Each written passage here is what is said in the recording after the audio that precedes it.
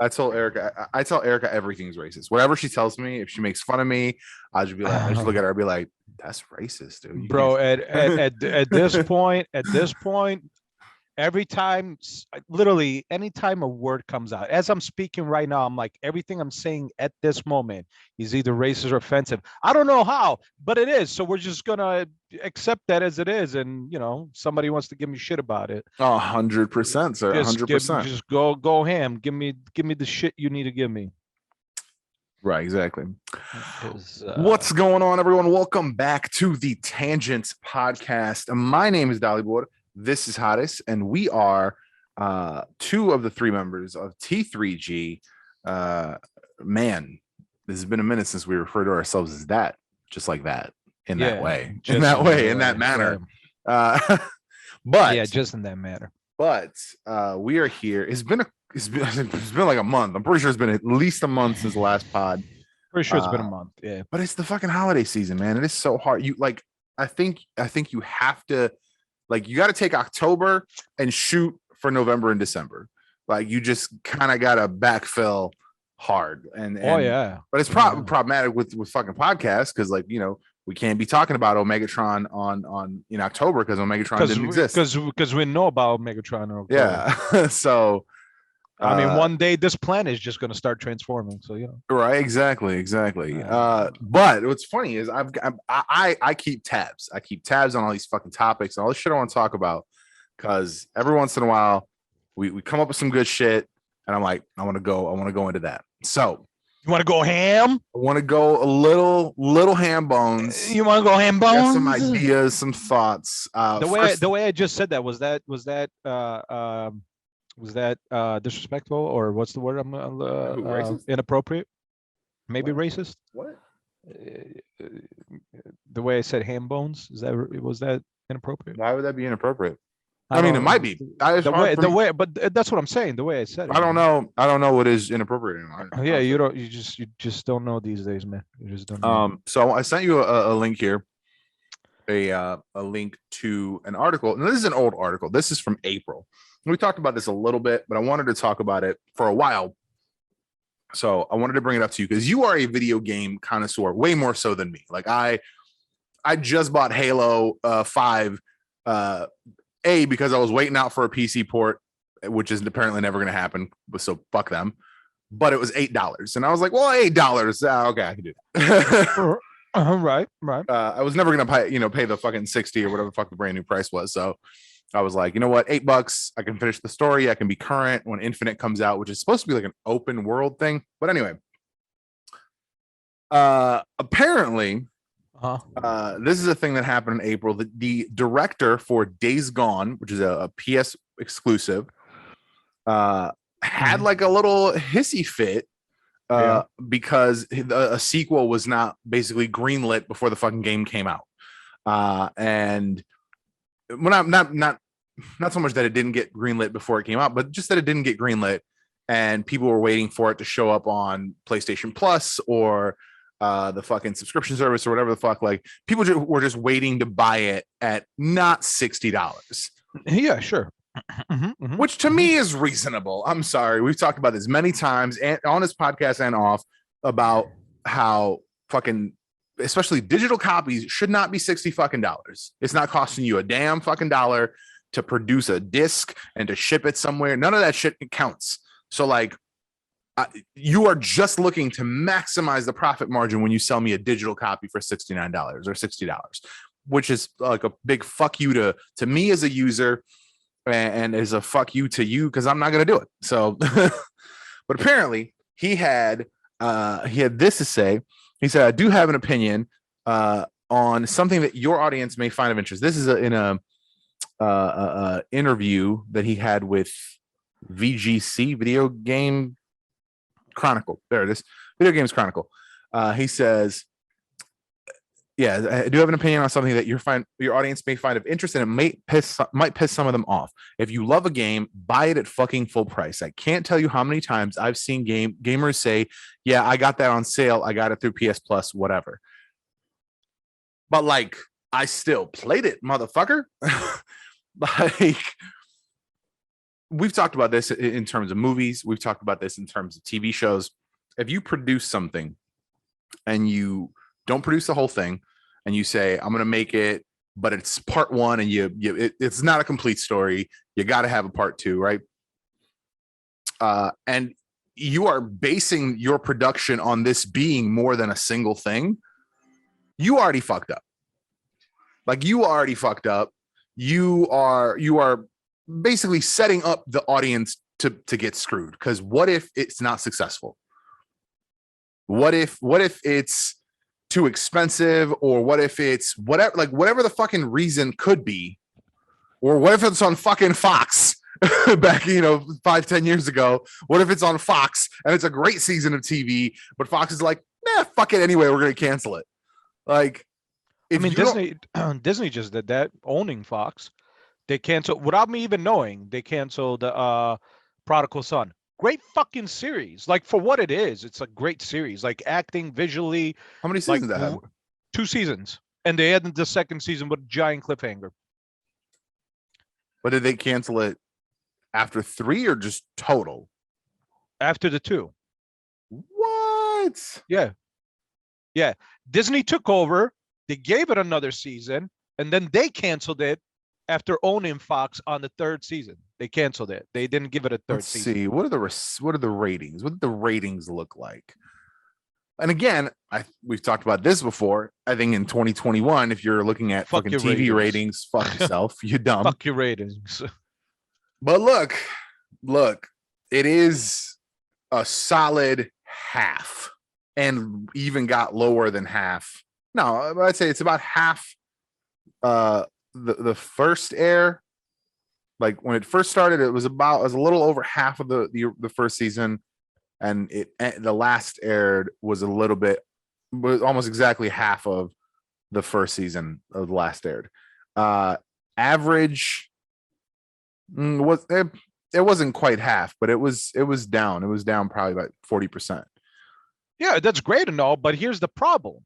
Here's where you're creating, in my opinion, this what's this? Speaking in what's this guy's name? David Jaffes? Mm-hmm. Is that his name? David Jaffes? Listen, Jaffes. No, it's Garvin. No, it's Garvin. His name's Garvin. I guess David Jaffes was the interview video guy. Okay. Yeah. So his name's Garvin. Listen, Garvin. How about you tell your homies and dope motherfuckers that you rich motherfuckers over there, do stupid shit like, here's a series and then we're going to cancel it and never finish it.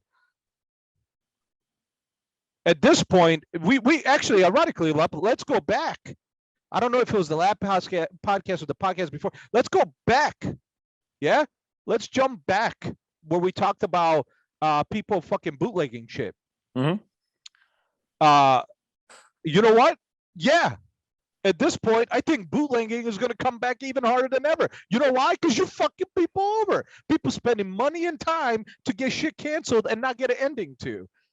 Right. Do you understand how much that pisses off people? They put their fucking time and money into a TV show. They're super stoked, super excited. They're big fans, and then you fuck them. You don't even give them an end. You can't even give them half of a season to finish the story. Exactly. Now, I don't know if this game... And now this motherfucker Garvin. Oh, I built this fucking video game, but apparently it was gonna always be needing a sequel because it looks like everybody's asking for one. So it looks like there needs to be a sequel. Oh, but you never what? So you knew that was gonna happen, and you didn't think to yourself, oh, we live in an era where people do PS Plus, where people do subscription shit. No, you didn't think about that one, huh? Oh, when your game comes out, but then in November it's gonna have a sale. You think about that one? Yeah. So I'm looking at the plot, and yeah, it looks like that's exactly what happened. I'm looking at the plot description on Wikipedia, and the last paragraph basically says one character contacts another and reveals that the organization always knew about the virus. So it is. Yeah, and so it's like, cliffhanger. Yeah, it's 100%. He says he warns the guy Nero, which is I guess the corporation or organization, is coming, and that nothing will stop them. So that is a hell of a cliffhanger. So that sounds to me like you made a story that wasn't complete. Yeah, so you made a story to go fuck your fans. Because here's the thing, you created a story, okay? You created a story, you left it purposely on a cliffhanger, and you didn't know if you were gonna ever get to finish that story. Right. Even if your shit sold at full price, $10 trillion, you still wouldn't have known when you would have delivered that. That's the other thing, right? He's like, people. Oh, his whole thing, his other quote here is, I'm just saying, because the interviewer asked him how buyers would know if they love a game before they've ever played it. He says, I'm just saying you don't, but don't complain if a game doesn't get a sequel if it wasn't supported at launch. That's the problem. That's the problem. If you have a game that requires support at launch to prove its worthiness, you're doing it wrong. You're gonna leave a cliffhanger at the end of it. You did it wrong. Because that to me sounds like you did it wrong, homie. That to me sounds like if I'm somebody who's bought this game day one and I'm like, dude, this game is dope, and I check and there's no announcement of a sequel. It's not planned to be a sequel. It's not planned to be a second game already. But then you had that cliffhanger. I don't know if I'm telling you about this game. Yeah. Because I know you don't like cliffhangers. Here's the thing, at least not in the manner of like you're gonna like this game. Right. I know you don't like cliffhangers, so I played it. Let's say it's 20, 30 hours. I put 30 hours into it. Yeah. And I'm like, okay, fuck. So then I'm like, all right, when's the sequel coming out? No sequel announced, no sequel plans. Fuck. Yeah. Then I'm like, oh, shit, like I think Hottest would love this game, like, if it was done.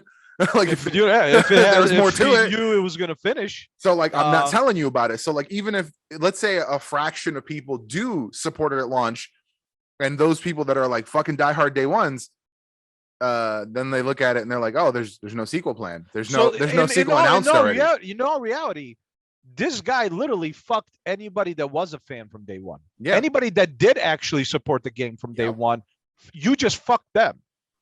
You did that.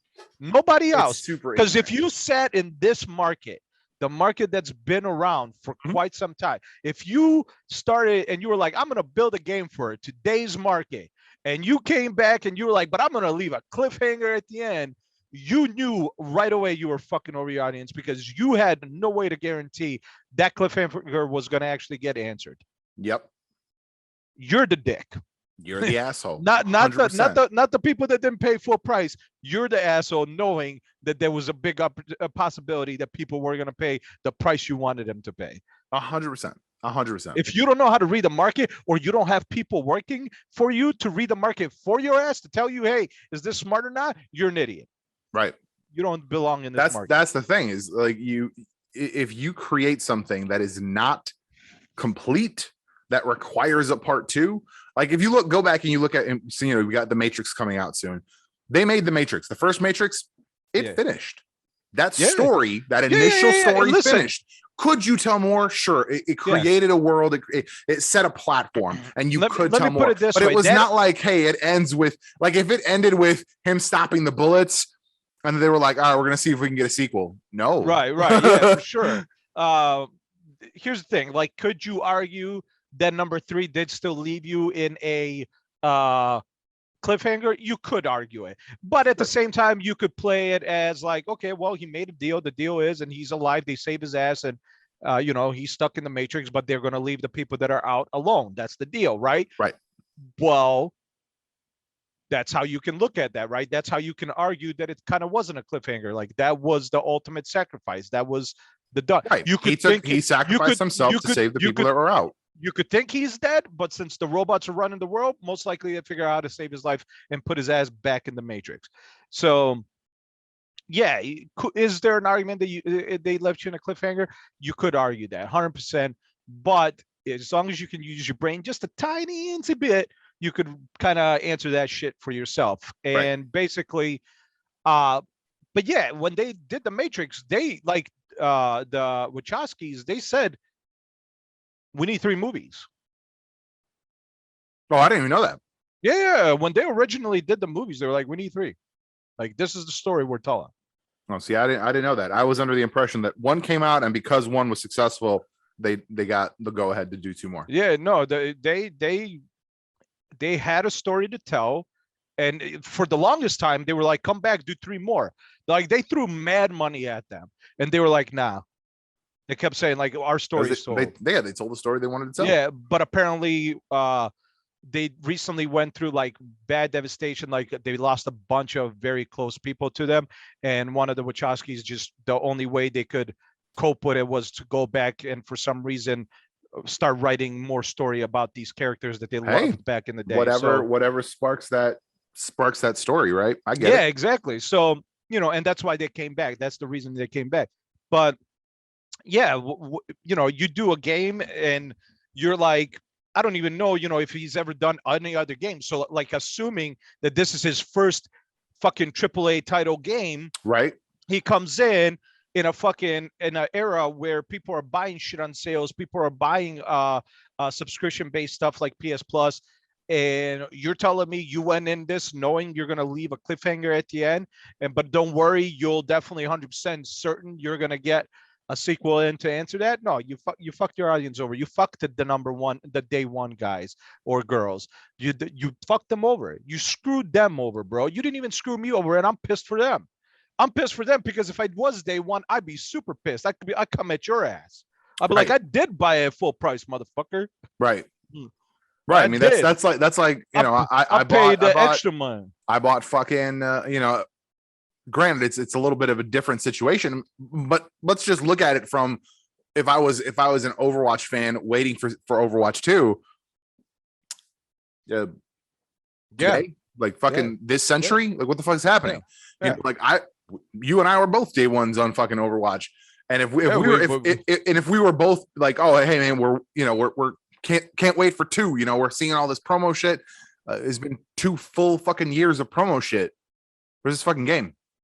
Yo, no doubt, man. I mean, this is, you literally fucked your the day one consumers. You fucked them over because the way you think.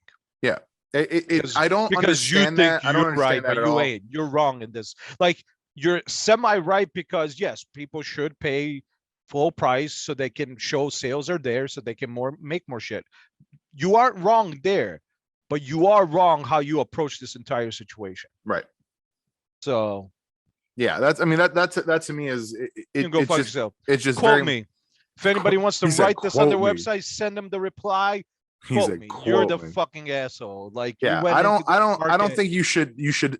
I do not believe that you should create a piece of media with the expectation that people need to buy it day one and at full price. Yeah, dude, you're the dick. For it to be successful enough for you to tell the complete story. Yeah, you should be creating every piece of media as a complete story, unless 100%. You have already been guaranteed a second and a third installment. 100%. Like, if someone tells you, hey, we want to sign you for a 3-book deal, cool. If you are guaranteed those 3 books, you have time to tell a long crafted story.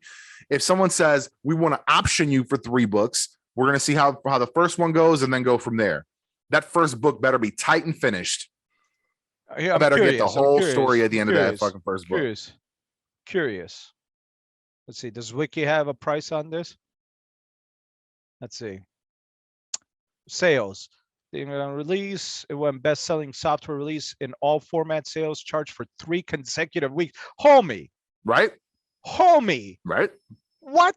Best-selling software release in all the format sales charts for 3 consecutive weeks. In today's market. What the fuck are you complaining about? Mm-hmm. Yeah. It was nominated and won quite a few different awards. Mm-hmm. Days Gone sold approximately 114,000 physical units. That's not digital. That's physical. Mm-hmm. Mm-hmm. But it's the fans' fault that there's not a sequel. Yeah. The only thing here that I don't see is an actual amount. And here's the thing. Fuck you. Bro, all I have to read that 3 consecutive weeks, you were number 1. Best selling. 3 weeks. And that was what year? First of all, That was also 2019. 19. It didn't come out on Windows until 2021. Oh, I'm sorry. So just on PlayStation, you had 114,000 sales digital, or I'm sorry, physical. That's not including what might be on digital. 3 weeks for PlayStation 4, you were number one. Get the fuck out of here. But it's funny though, because it says upon release, it received mixed reviews from critics who praised the graphics, the artificial intelligence of the enemies, and Sam Witwer's performance as Deacon, but criticized the story, mission design, several technical issues. Which is fine, whatever. And it's a first-party Sony game. That's what I'm saying. So at the end of so the you day, work for Sony.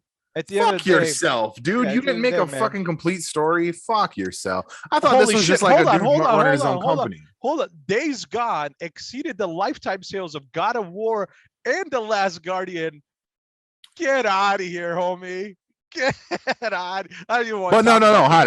It's the Yeah, fans' Yeah, fault. it's the fans. It's the fans. They Listen, didn't buy enough copies. Listen, They didn't spend enough money. Anybody got this guy's number? Fuck Go this ahead guy. and copy and paste that Wikipedia part where he's had more Fuck sales this- than God of War and Last Guardian, and then Fuck this guy. tell him to go fuck himself. Fuck this guy. Come on, man. This guy's Fuck an idiot. this This guy's guy. an idiot. Jesus Christ. Bye. This guy's an idiot, man. That's super literally, he doesn't have an answer why there's no sequel, so he's blaming fans. That's all I'm gonna say. Yep. I'm gonna put it. Looking at everything I just did quick research on, that's what that article tells me. Hey, I actually don't have an answer why there's no sequel yet, so I'm just gonna blame the fans. Basically, yeah. That's what I'm saying. Because you know what does have sequels? God of War. Because here's what it says: it sold more copies than all of their previous games combined. Yeah. To become the 19th best-selling games of 2019 in the U.S. So that's only PS4. Then it came out on fucking Steam. In 2021, it was reported that the development team, had unsuccessfully pitched a sequel to Sony. Oh, that sounds like a them problem. Suck. That sounds like you suck. Fucking hate that shit. Oh, but yeah, that's why I want to talk about it, because this motherfucker just got under my skin, because I was like, fuck you, I can't afford $60 a game, because then I always buy one. Here's another thing. Right now there's 17,676 reviews on Steam, so I'm going to say at least 17,000 people have your game on Steam. 17,000. How much is it on Steam? It's $50. It's still $50. Damn! What? And it's a sale right now, isn't it? Isn't there a sale right now? I don't know, but right now this game is $50. That is a brand new price, homie. No, it sounds like your team sucks at pitching sequels, and yeah, you suck at your job. $49.99. I'm pretty sure It's maybe a sale just finished. Nah, man. Nah, dude, Bro, you suck get at the your job. fuck out of here. Suck at your job. Good job blaming your number one. First of all, he blamed his number one fans. Yeah. The people that were there from day one. Yeah. Secondly, he blamed any fans that weren't there from day one, but that still bought the game and still apparently loved it to, ask for a sequel. And the problem actually is him and his company, because they don't know how to successfully pitch a sequel. They don't know how to successfully pitch a sequel. They are looking at, I mean, it's dumb. It's dumb. Like I said, if you're going to create something, it better be done, because even with award-winning top-tier sales, because here, how many video games came out in 2019? Bro, they had, since 2016, they've been nominated for this game. Bro, hold on, calculator. They were the 19th best-selling game in 2019, right? Yeah. Of 8,033 games released in 2019. I'm saying they were a top 5%. Listen, I'm just gonna put it out there. This guy's a fucking moron. Honest to God, I hope this guy just runs out of business, because if that's his mentality, that's his dumbass statement during an interview, he doesn't even deserve to be in business in video games. Fucking storytelling in general, because I don't want him to go to TV shows, movies, nothing, because God forbid he brings that same dumbass mentality to those platforms as well. What an idiot. So what a moron. on a related topic of completing a storyline, I want to talk about a show. I've been trying to pitch you to watch the series. It's called Another Life. It's a fantastic series. I'm not going to talk about the content, but what I want to talk about is the fact that in 2 seasons, they told a complete story arc that allows for you to either not make any more, and this is complete, and you can watch these 2 seasons, and that is a complete collection of story. Or if you are the creator and you want to write other stories within this universe, you have that opportunity. It's possible. But the key there is that these first 2 seasons are a complete fucking story. Right. Because you're not guaranteed a season 3. You're not. I mean, like, look at it this way. The people who are working on Lucifer, which was a fantastic show, loved across the fucking board. I've never seen someone who has been like, man, that show sucks. Never seen someone. And that show got canceled. It did. That show got canceled. Some would say at its peak. I would say they got canceled season 4. Yeah, I would say so. It got canceled at its peak. Third season. It got canceled on 3 and then picked up on Netflix at 4. Up on Netflix. So like, it is nothing is guaranteed. Nothing is guaranteed in this world. Nothing. Even if you're doing good. Especially not. Yeah, even if you're doing good. Even if you're doing good. Especially not on fucking the fucking plethora of options that exist in the world.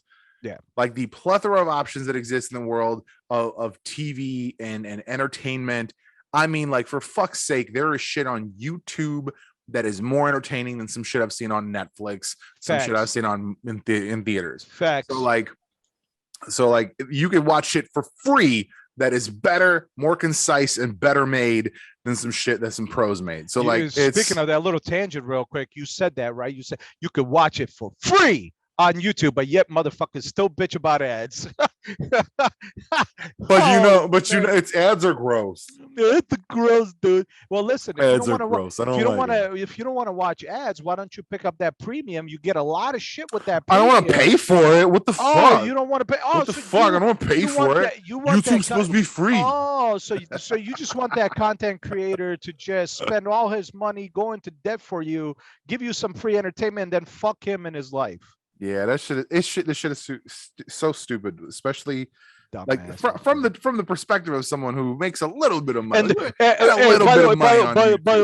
the way, those are the same motherfuckers that pay for cable TV and watch commercials on that shit. Mm-hmm. Yeah, those are the same idiots. By the way, can we talk about the fact that everyone's bitching about with when you buy Netflix and Disney Plus and HBO Max and all this shit, it's the same price as cable. Like, right, but I can watch it whenever the fuck I want. For the most part, I don't have to worry about commercials. Yeah. It's not the same as cable. Our buddy posted that. He reposted a post. Right. I saw that and I was going to comment, but I'm like, I'm not getting into this because with my subscriptions, 1, no commercials, 2, specific content for that company, which I can't get with cable. Right. Cannot. Right. That's the reason I bootlegged the first season of fucking Pennyworth, which is thankfully coming to fucking HBO Max, and everyone should fucking watch it. I can't wait to see season 2. Like, I think it's dropping this month now that I think about it. It's possible. And that's a good fucking show. That I am not a fan of. I'm not a big fan of like period shows, but like, and this is not like a Batman show. They're not like, it's not. It's not Gotham.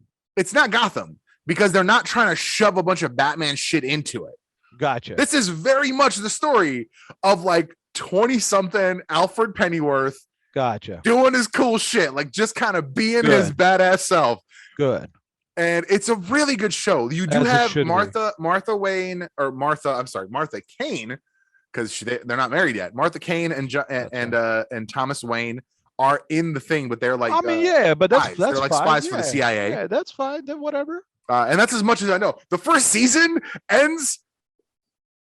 I'm just gonna tell you because like it's not that big a deal. But the first season ends with him saving the fucking Queen of England from a fucking explosion. Well, this dude is the baddest motherfucker. Yeah, he's supposed to be a badass, man. That's how it's gotta be. But Oh, I'm not going to tell you that part because that part's too fun. But All right, all right, all right. absolutely. So go back to what you So were the the show. whole That's about point is you have all the shit. Write a good show. Now, granted, I'm looking at it and it looks like they did put out season 1 before it was renewed, but because of the way it was not written as a cliffhanger, like, oh shit, you got to come back for the next season.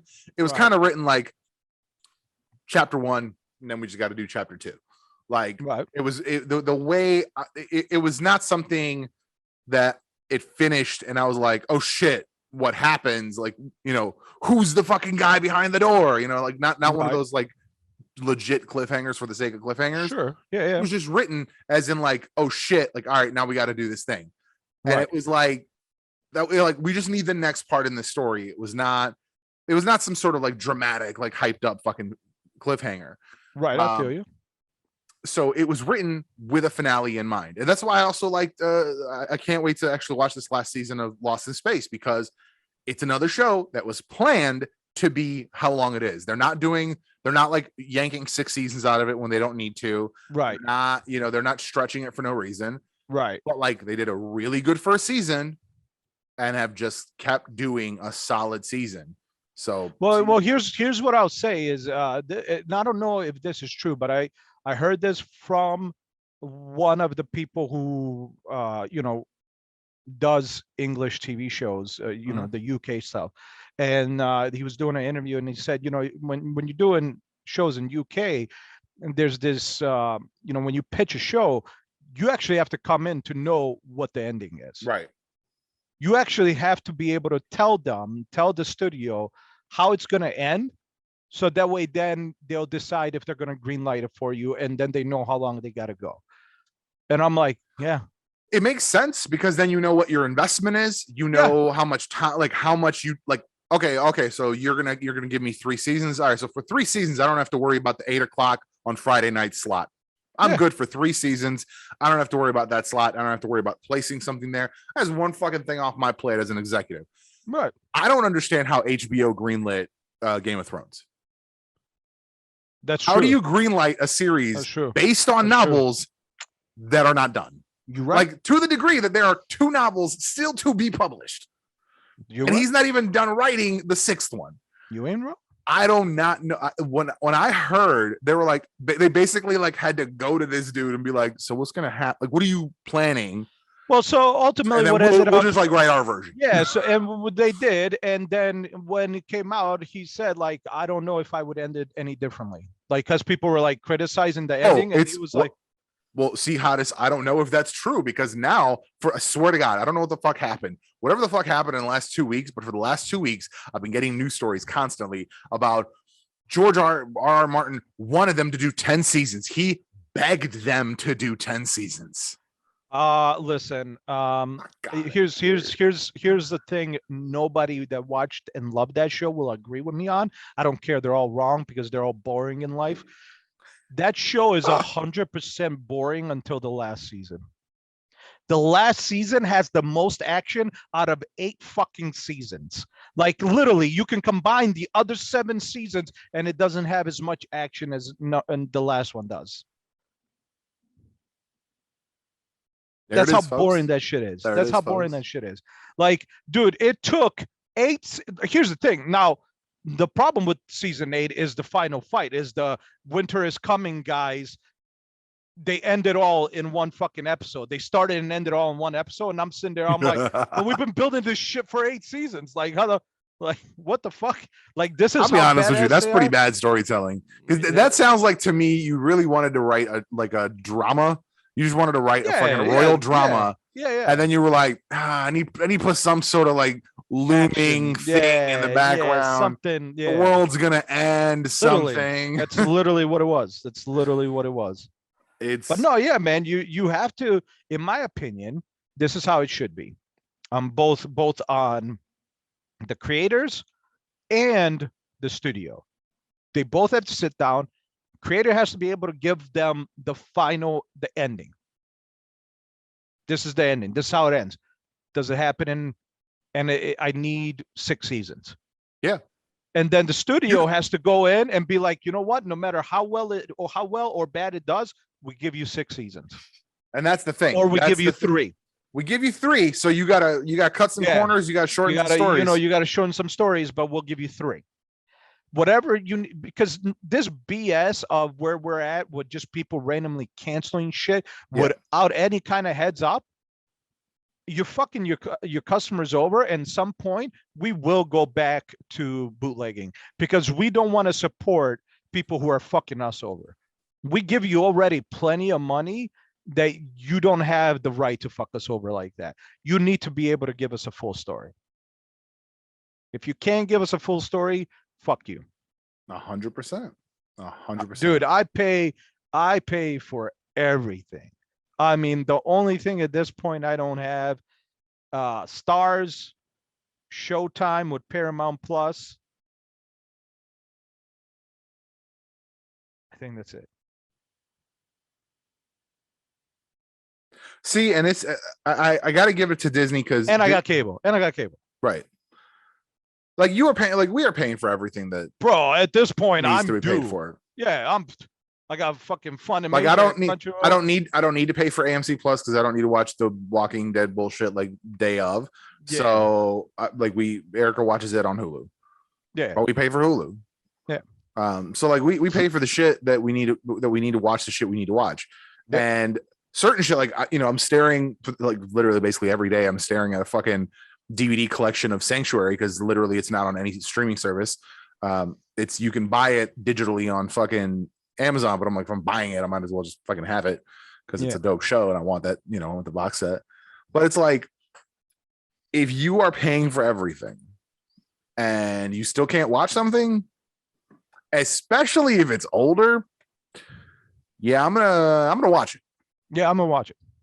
And you do with that information whatever you want. Yeah, you do with that whatever the fuck you want, but I'm gonna watch it. If I'm trying to watch something and I'm paying for all the services, at that point, it's not my problem. Yeah, if you like, Stars can go fuck itself because Stars has always been a premium channel. I don't know how the fuck they got all these goddamn Sony deals because they got all the bad boys and shit. I know, that's so dumb, man. That's the only like, and then it's like, oh, if you have the $4,000 fucking Sony Bravia, you have the streaming service included for like 2 years or whatever. But at the same time, you have to pay $4,000 for a TV. Right. I mean, like if you just give me that service at $4 a month, I might jump on that so I can have it. Right. I want to be able to watch Spider-Man. You know what I'm saying? Yeah. Like, no, I feel you, man. Like it's stupid. It's dumb as hell, man. It's like, oh, like I don't know. Sony decided streaming was the way they were gonna like be a elite brand again. I guess. Like only the people who have the $4,000 version of the Bravia TV get to watch this shit. Yeah. And if you have any smaller Bravia, even if it is a smart TV, sorry, you can't even subscribe to it. Not even an option. Like, fuck yourself. Not even an option for you. Fuck yourself. Because it's like, oh, cool. So if I like, if I pick up like a 32-inch Sony smart TV, like it'll be more than I want to pay for a smart TV. But if it comes with this fucking service, cool, whatever. No. It's like certain class Bravia smart TVs. Like, oh, okay, well, fuck me, I guess. Yeah.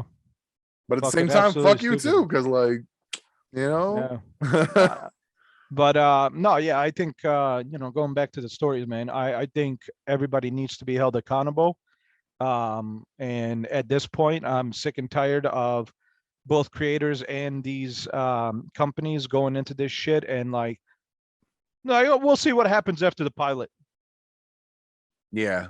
No, it's not that era anymore. Like it's just not that era anymore. Yeah. I get that there are shit that, okay, you make a pilot, you shoot a pilot and you're like, hey, this is what we're trying to do. And then they decide yes or no on pilot. Cool. But if they greenlight the pilot and they say, all right, you get a season of TV, don't give me an incomplete season. Yeah. 100%. Write me a good ass story and then 100%. Make me want more. Yeah. Don't finish season 1 to be like, but then the real villain is cut to black. Yep. No. Tell me who the real villain is. Yeah, Like finish that I fucking agree. sentence, you son of a bitch. I agree, man. Like because It's that needs to be the new standard. Like because 100%, man. and it really at this point it's also kind of almost kind of like arbitrary, but these motherfuckers are canceling everything. They cancel whatever the fuck they want to cancel. Yeah. Whatever the reason is, it doesn't matter what the reason. Yeah, Like, it doesn't matter. They say, all right, cool. We've done one season of this. We don't need more. We've done 2 seasons of this. We can move on. Yeah. Maybe it's the number of people that watched it. Maybe it's the number of hours watched. Like, who knows? Yeah. Maybe that they don't have a way to tie in merchandise, so they don't have anything else to sell. Yeah, 100%. Cool. All right. You know, whatever it is. Maybe the people who watched that cancel their membership. They jumped on, they watched the season, they canceled. You know, like let's say the people who just wanted to watch Mandalorian waited till the first season finished, got a trial, watched the first season, and then canceled the trial. Yep. And let's say most of the people that watch Mandalorian did that. I have a feeling they would cancel Mandalorian. Yeah, 100%. Because if like, oh, these people didn't like sign up and then stay on, they just literally signed up the week that the last episode came out and watched the whole series and then canceled their shit. Right. This show's not what we need it to be. This show needs to be something that's going to bring people in and keep them here. Right. So they would cancel that because like it doesn't matter how popular it is. It doesn't matter. It doesn't matter that the ultra nerds fucking love that show. It doesn't matter that the fucking 100%. Star Wars diehards are into it. They don't give a shit about you. They don't give a shit about us, the fans. If we, the fans, were the only ones watching What If and WandaVision and all these shows, if literally only 30% of the fucking view numbers were the total numbers, yeah, that shit would get canceled right away. 100%. Yeah, 100%. Yeah, there would be no season 2 of Loki. There would be no season 2 of Captain America and Falcon. There would have been no season 1s of some shit if some other shit didn't do good. Oh yeah. Yeah. Like if WandaVision did bad, I don't know that we get a Hawkeye show. Yeah, no. I don't know that we get a Ms. Marvel show. No, we definitely wouldn't get a Ms. Marvel show. Shit. Like it's like, oh shit, only the action one, only the Captain America and Winter Soldier one did well. Okay, shit. So we need more action. All right, cool. So maybe we do get a Hawkeye. Maybe we do get a Hawkeye, but we don't get Loki. Right. They're like, scrap Loki. Like Loki's a little heady. Not a ton of action there. Let's just skip that one. No, it's just shit needs to be done differently. It's this idea that people have, the fans have, that they're doing this shit because people like it or because like they want fans. Like no, they do not care about fans. Yeah, they don't care. They want the most possible people to put their eyeballs on this project. Correct. They do not care. Like people who watch WandaVision there was a ton of people that watched WandaVision and that was their first MCU thing. Yeah. And maybe they saw the trailer and they were like, oh my God, it's like little kitschy fucking, sitcom shit from the 50s and 60s. That's so fun. Let's watch it. Not because it's fucking Wanda, not because it's MCU. So like, they're not fans. They want those people on board. Yeah. They don't care about us because we are basically built-in audience. Yeah, no, they don't. Yeah, DC is finding out what happens when you just say fuck you to your audience. Yeah. To your like core fans. Yeah. DC is finding out, and they're going to find out hard what happens when you say fuck you to your audience. Marvel has not said fuck you to us. Yeah. They are just not that concerned. As long as they produce a good enough project. Yeah. We're going to keep watching it. Yeah. Like we may not watch all of it day one. We may not all watch it release day, release week. Yeah, I mean, like we're all gonna watch it. Yeah, like a good example for me is like I started Hawkeye, and I was like, man, this is good, but I'm like, no, I'm just gonna wait. I'm gonna wait till it's all out so I can binge it. I'm waiting because Erica's doing all this fucking extra work and shit, so we just don't have the time to watch it together, and that's kind of our thing. Like we watch the shows together, so it's the only reason I'm waiting. But yeah, like, I'm like we're gonna watch it. We're gonna watch it, and like that's the thing that I'm sure they're gonna look at that. They're like, all right, how many people are showing up weekly? And then it's like when the last episode dropped, how many people watched 8 straight fucking episodes? Right. And like those numbers all matter to them, but like the percentage of these are the real fans. Those numbers don't care. They Yeah, don't no, care about those numbers. No. Yeah, They don't care about those numbers. Because the thing is, No. we have now, it's funny because all the shit got pushed back. They've had to kind of slam a lot of shows into the same year. Right. So we got a ton of stuff this year. We did. That was going to be 2 years worth of content. Right. So I think it backfired a little bit, but they still needed all of it for story. I mean, they could have probably skipped out on some shit if they needed to, right? If like shit was not working, if like shit people weren't watching it.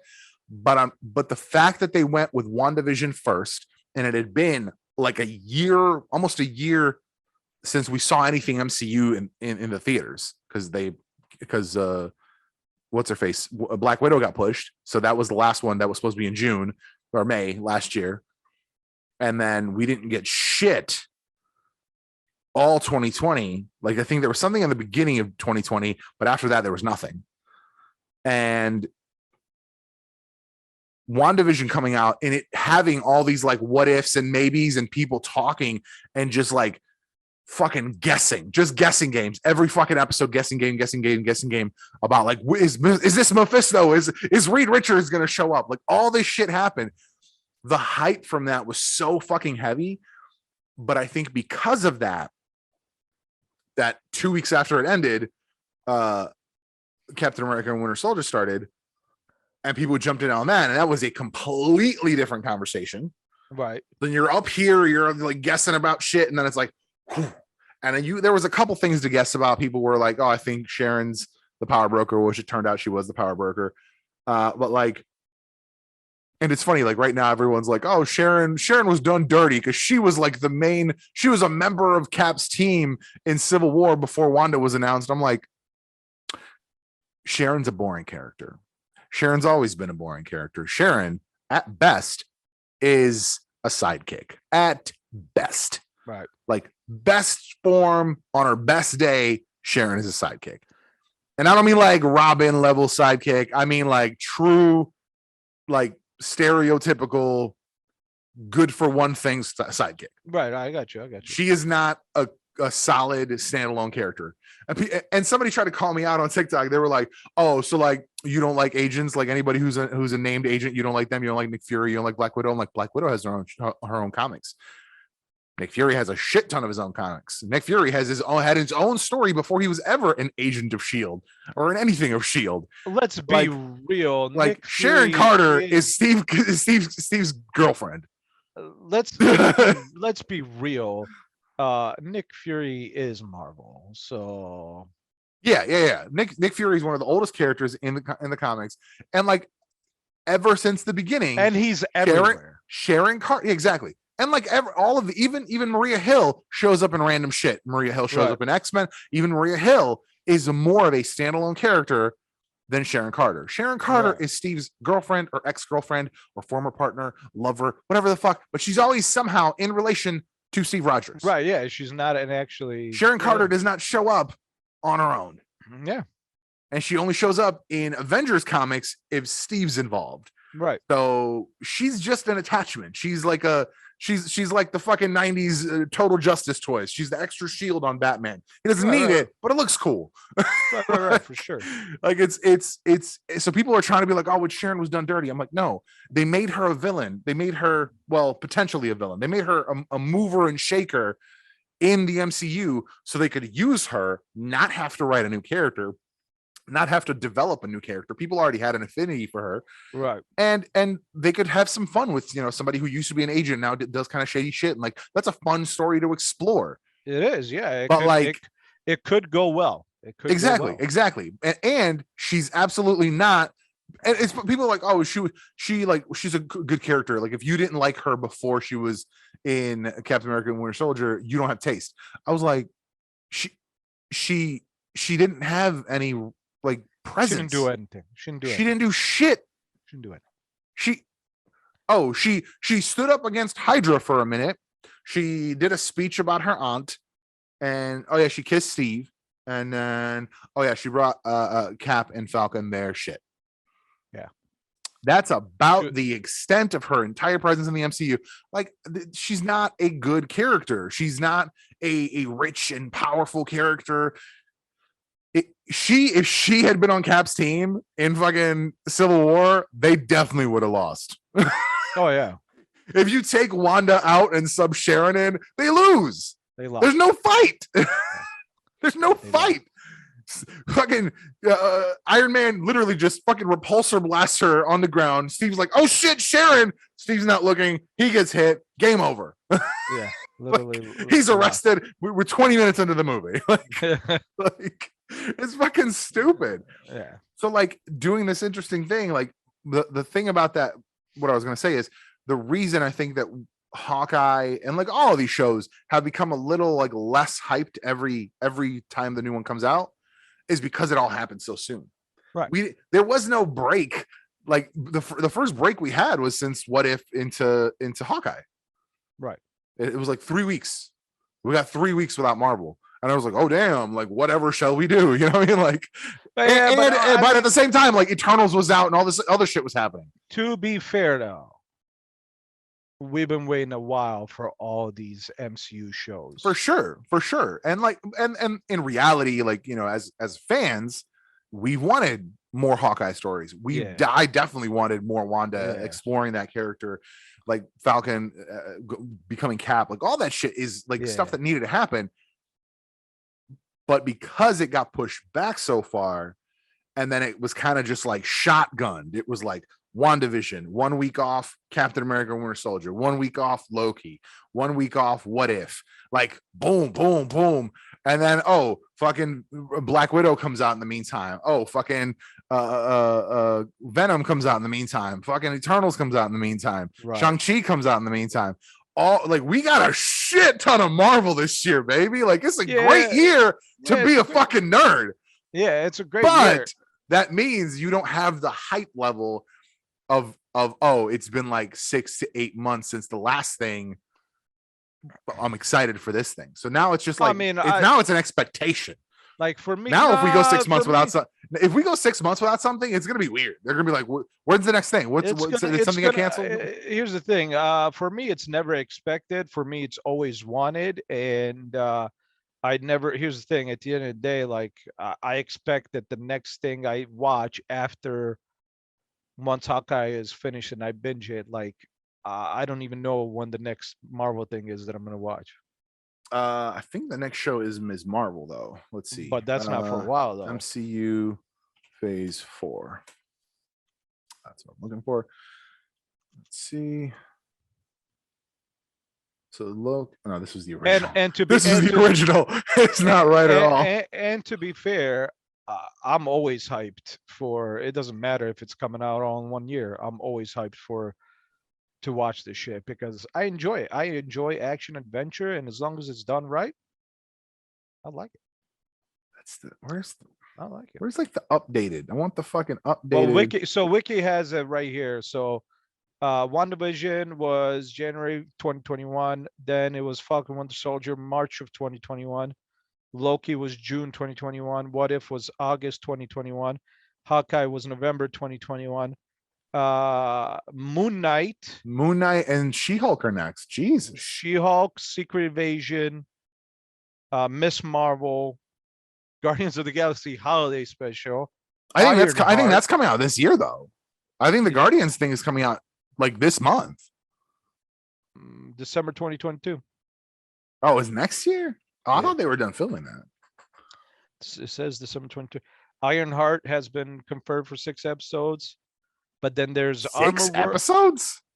They're all 6, pretty much, except She-Hulk and WandaVision and What If. They're all. It's you know what? It's what's funny is I say that, but we've talked about this many times. If it's a solid 6, I don't give a shit. Yeah, if it's a solid 6, I don't care. Then apparently we're gonna have Armor Wars at some point, but that's still to be announced. Yeah. And then an untitled Wakanda series, which also has to be announced. Oh yeah, they announced. I forgot they announced Echo. They announced the new Agatha show, which is going to be a prequel. Late I think 2022, there's an untitled Halloween special. And obviously Loki season 2. Season Spider-Man 2, What freshman If, year. Echo, season 1, I forgot the Spider-Man freshman year. Somebody was just Spider-Man talking about freshman. that. Yeah. Yeah. So, I mean, there's, so yeah. So the next thing up is like, there's not a direct release date, but it's 2022 and it's Moonlight, apparently. Oh, no. There it is. So this was the last thing. Oh no, this was, damn it, that was before. So That right was now, there's before no they announced it. confirmation when in 2022. Yeah, that's the problem. Yeah, it's just 2022. So who the fuck knows when we'll be watching the next like show of Marvel. But I think that's because we just got Eternals and we are getting basically right after, because I mean, what, Spider-Man comes out on the 22nd, 24th or whatever. 17th. 17th. Okay, so Spider-Man comes out 2 weeks or a week before or whatever before Hawkeye ends. So they're Yeah, I they're was right. they're 17th. and I bet you Moon Knight starts mid to late January, if not February, giving Spider-Man the most possible time in theaters it can have before I mean, before people. it won't need it. I think Spider-Man, out of all the shit that's come out this year, movie-wise, is gonna make the biggest money. I think it's gonna smash. I think it's gonna It's gonna smash. destroy. It's 100% almost. Well, certain. they're already, dude. They're saying that it's got more pre-orders than Endgame. I believe it. I believe it. The obscenity of that. Yeah, I mean, listen, Tom Holland's a good social media person. He's always fucking, when he needs to, he brings that shit up. They do the right ads. Obviously with all the different fucking controversies about who's gonna be in it, all that shit. You know, I'm not surprised. I'm not surprised. Right.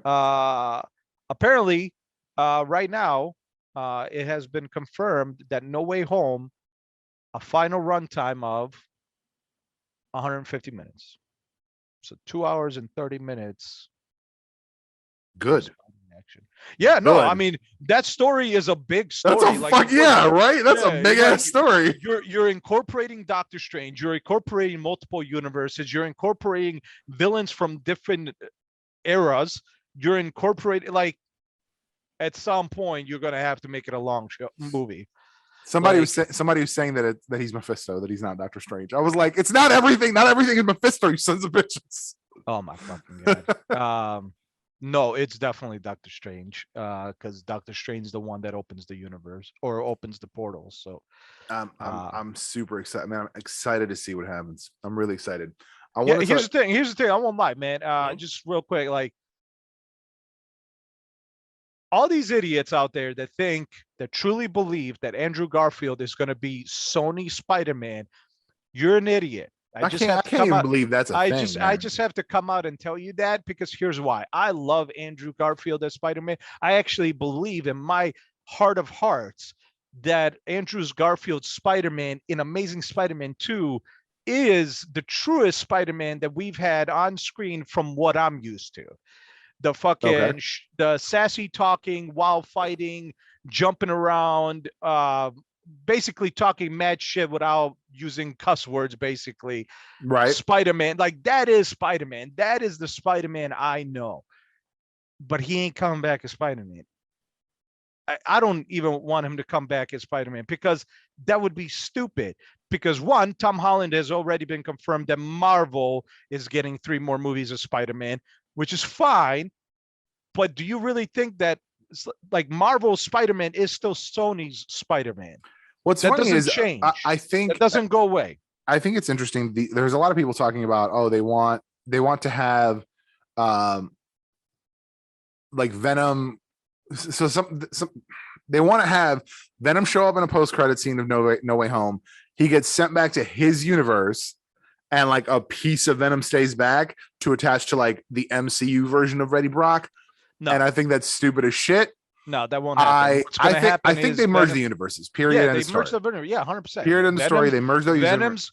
Here's the thing. At the end of the day, nobody's never said that Spider-Man isn't in his universe. They just never mentioned Spider-Man. Nobody's never said that he's not in his universe. He's not. He hasn't been. But nobody said that. Well, I mean, they did now. What do you mean? Do you want me to tell you what the post-credit scene of Venom is? Oh yeah, you did tell me. Oh Something yeah. like Yeah. So um, he's laying back in like a cabana somewhere, yeah, and and a he's white like a big how bright we see flash. things. Yeah, how we see things, and yeah, you told me. Yeah, and then and then suddenly he's in a different place. It's not even like it's daytime now. No, he's in a different place, and he sees Spider-Man on the news, and he's in the MCU. But prior to that, he wasn't, for sure. Okay, well, regardless. But I think But the fact that we saw listen, Morbius, even until that moment, we didn't know, right? because all they focused on was his story. They never focused on anything outside of his story. So, like, for anybody until that moment to assume that he wasn't in Spider-Man's universe was just an assumption until they confirmed it. Yep. But here's what we do know: Morbius is in Venom's world. We know that because in the trailer he says, "I'm Venom." I'm just kidding. I'm Dr. Michael Morbius. That's your sure. Yeah, like he literally cracks that. a joke. That was funny. That was funny. But so is Vulture, and which that leaves me to believe that at least Venom stays in the MCU by the end. Yeah. So to me, that means you can then have Vulture show up and like you can create the Sinister Six. Right. 100%. When I'm here's my prediction. I don't like doing this, but here's my prediction. And I don't care if I'm right or wrong. So that is what. Well, since here's can I give you my prediction real quick? Go ahead. Yeah. All right. Since Morbius does say I'm Venom, which clearly means he knows who Venom is. Right. And since we do see Michael Keaton's Vulture, who is in Spider-Man, says something to Morbius, what we know so far is this: Venom happened before the multiverse happened in Spider-Man No Way Home. Morbius happens after the fact. The universe is combined. So if I was to guess, Morbius is part of our world, and then Venom enters our world. That's how I'm gonna look at it, just because of that part with how Michael Keaton's like, Dr. Morbius, we got to talk and shit like that, whatever. Right. So I'm getting because he's clearly in prison. So it's Keaton's in our world. Yeah. We know that much. So all I'm thinking is Venom transfers over because of how they said, how I see things and shit like that. So he clearly crosses over whenever this shit happens in Spider-Man. Morbius happens after the fact. Venom's already in, so Morbius knows about him because it all mingled together and shit like that. Right. Here's my thought. My thought is the universe is like Ock, Electro, Lizard, Goblin. They all die like they're supposed to. Sandman. They all die like they're supposed to. The ones from the other, other Spider-Mans. Yeah. Some part of Sandman, part of his fucking sand molecule stays behind. A new Sandman is born in the MCU world. Right. Someone like our Max Dillon sees Electro and he's like, oh shit, that's a great fucking idea. Right. Tries to get his hands on a fucking arc reactor. Cause that was something that I saw in one of the teasers. People were fucking doing videos about it all the time. So I got recommended. Apparently one of the things that's on his like carapace that he's wearing is an arc reactor. And I was like, that makes sense to me. I'm thinking they're going to do female Octopus from Spider-Verse for the MCU. So to me, she sees that like light switch, like I've been trying to do this fucking thing. Yeah. What if I just do that? Yeah. She becomes, Dr. Octopus. And like basically like seeing them on the news, seeing these characters, people become those characters in the MCU. Yeah. No, I agree. 100%. He gets his own Venom. He gets his own Lizard. For sure. 100%. Like I have no doubt in my mind. Obviously, those old characters or old actors that played those characters in those movies, they're just coming in just so they can kind of like say, "Hey, we acknowledge them. They're here." Yeah, we're gonna have new fan service. Yeah, 100%. But here's the thing. Going back to what I said, if you think Garfield is going to be Spider-Man in Sony's universe, first of all, Peter Parker's Spider-Man, Tom Holland, is both Marvel's and Sony's. Yeah. Yes, Marvel might say those are their 3 movies, right? Even Sony might agree. The only reason that would be the case is because they're bringing Miles Morales. Simple as that. What I would, I'd be okay with that if Sony decides to be like, oh, okay, so we're gonna make Miles movies. Yeah, we're gonna make Miles movies while here's the problem. No one's gonna be happy in either scenario here, so it doesn't really matter which way it goes. But either they bring Miles and he's part of the MCU canon, or they bring Miles and he kind of headlines the Sony movies and he doesn't really interact with the MCU. Here's my question to any true fan. Any true fan. My feelings on that fucking term. Any true fans of comics. Listen, true fans of comics, here's my question for you. Did you hate Marvel for creating multiple universes in the comics? No? Bro, okay, cool. I cannot even explain. Then shut the fuck up about the movies because it's a different universe. I can't even explain. Because it's not happening exactly like it did Amazing Spider-Man number 12 or just Spider-Man number 12. It's because it's a different universe. It's because you stupid fucks, man. Bro, I've been talking to these people. There are people talking about how like worried they are, concerned that they are about Ms. Marvel having different powers, and there's no in-story reason for there to be a power change. I was like, you don't know what the story is yet, dumbass. Yeah. What do you mean there's no in-story reason? We don't know what the story is. We haven't seen the show. We haven't seen the movies. We don't know nothing. We know nothing. Stupid, man. And they're like, oh, well, and I get people had like a certain experience with the comics, and I get that, and it resonated with them. I 100% understand that. We literally grew up with those comics, are still there. That we walked. It's like when they did Age of Apocalypse, was everyone like, what the fuck? Cyclops wouldn't work for Sinister.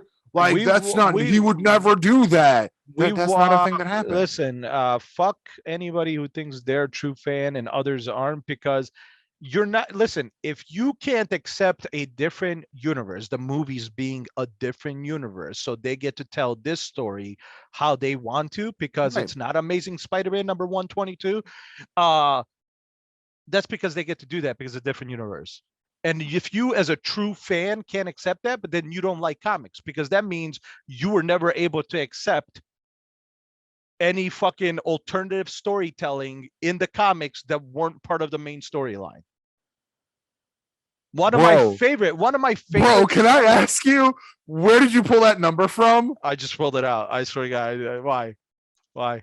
It's the issue after Gwen Stacy dies. It is literally Goblin's Last Stand. I just pulled it out. Oh, that's funny. That's funny. That's funny. I just pulled it out. I was like, what issue is that? What the fuck is happening? I was just throwing out numbers. I didn't know what they were. I don't remember what these issues were. Great. But if you like, one of my favorite stories that is not within the normal storytelling of Amazing Spider-Man or Spectacular Spider-Man is when he's an old man. When he literally Rain? Yeah. Spider-Man can I tell you? And I didn't even think about this. And okay, so I'm not even getting into this, but I forgot that in Rain, Mary Jane died because of his radioactive sperm. Peter Parker busted too many spider nuts inside of Mary Jane, and she died from radiation exposure. No joke. I don't remember reading that part. I don't remember that at all, but people have fucking latched onto that because, I don't remember here's the thing. And this is, I'm not even like going into this, but people like react. I watched a show called it's like a nerd game show, and all 3 guests were women, and they were like, oh, they killed the wife, how shocking. And I was like, right, but who else would they kill? Right. If that's the most important person in his life, who else in Peter Parker's life at the age of 50 is a Yeah. strong enough connection Yeah. for him to be radically Yeah. changed as a person. Yeah. Literally. Who? Because Aunt May is dead by Aunt May is years, dead. Yeah. decades at that point. Yeah. Done. Done. Not even a fucking So question. who else gets to die? Yeah. If it's a Spider-Man story, he can't die. Right. That wouldn't make sense. So then what? You give him a kid, the kid dies? You know what I mean? Like you gotta like come up with shit, or you just write what is natural. Yeah. Yeah. And it's like they latched onto this. It's funny too, because they latched onto they latched onto this, but like Betty Ross died the same fucking way in the 90s. Sure. Yeah, no one's gone 100%. back to talk about that. No, 100%, man. That's what I'm saying. Like you're and this is an alternate universe story. Like, I know. That's what I'm saying, dude. It's like it's people, and once again, going beginning when I said, if I offend you or anything like that, sue me, because every word I say is going to be offensive and or controversial. But literally, man, at the end of the day, it's like, really, your problem is they killed off somebody that truly meant to him, and so you can watch a man be in true despair, not despair because he's got to fight villains, but true despair because he lost somebody he really truly wanted in his life. Right. Like that's what he lost. If you can't accept that, if you're gonna come out of hearing that be like, oh, they killed the woman. And that's the thing to me is like, okay, so then if you tell me a call it storm rain, whatever. You know what? I'm gonna be offended. You know what? If they do a storm story where it's in the future and they kill T'Challa. Listen. I'm gonna be offended for every child in the world. You know why? No. It's because they die, and then their parents, their mothers usually go on a vengeance. So you know what? I'm offended. Why you got to kill the child? Right. It's offensive. Right. It doesn't sit well. That's some bullshit. Right. Why you got to kill the child? Oh, is it because she gave birth and wants that being in their fucking life? Oh, sounds familiar. I don't know where I heard that before.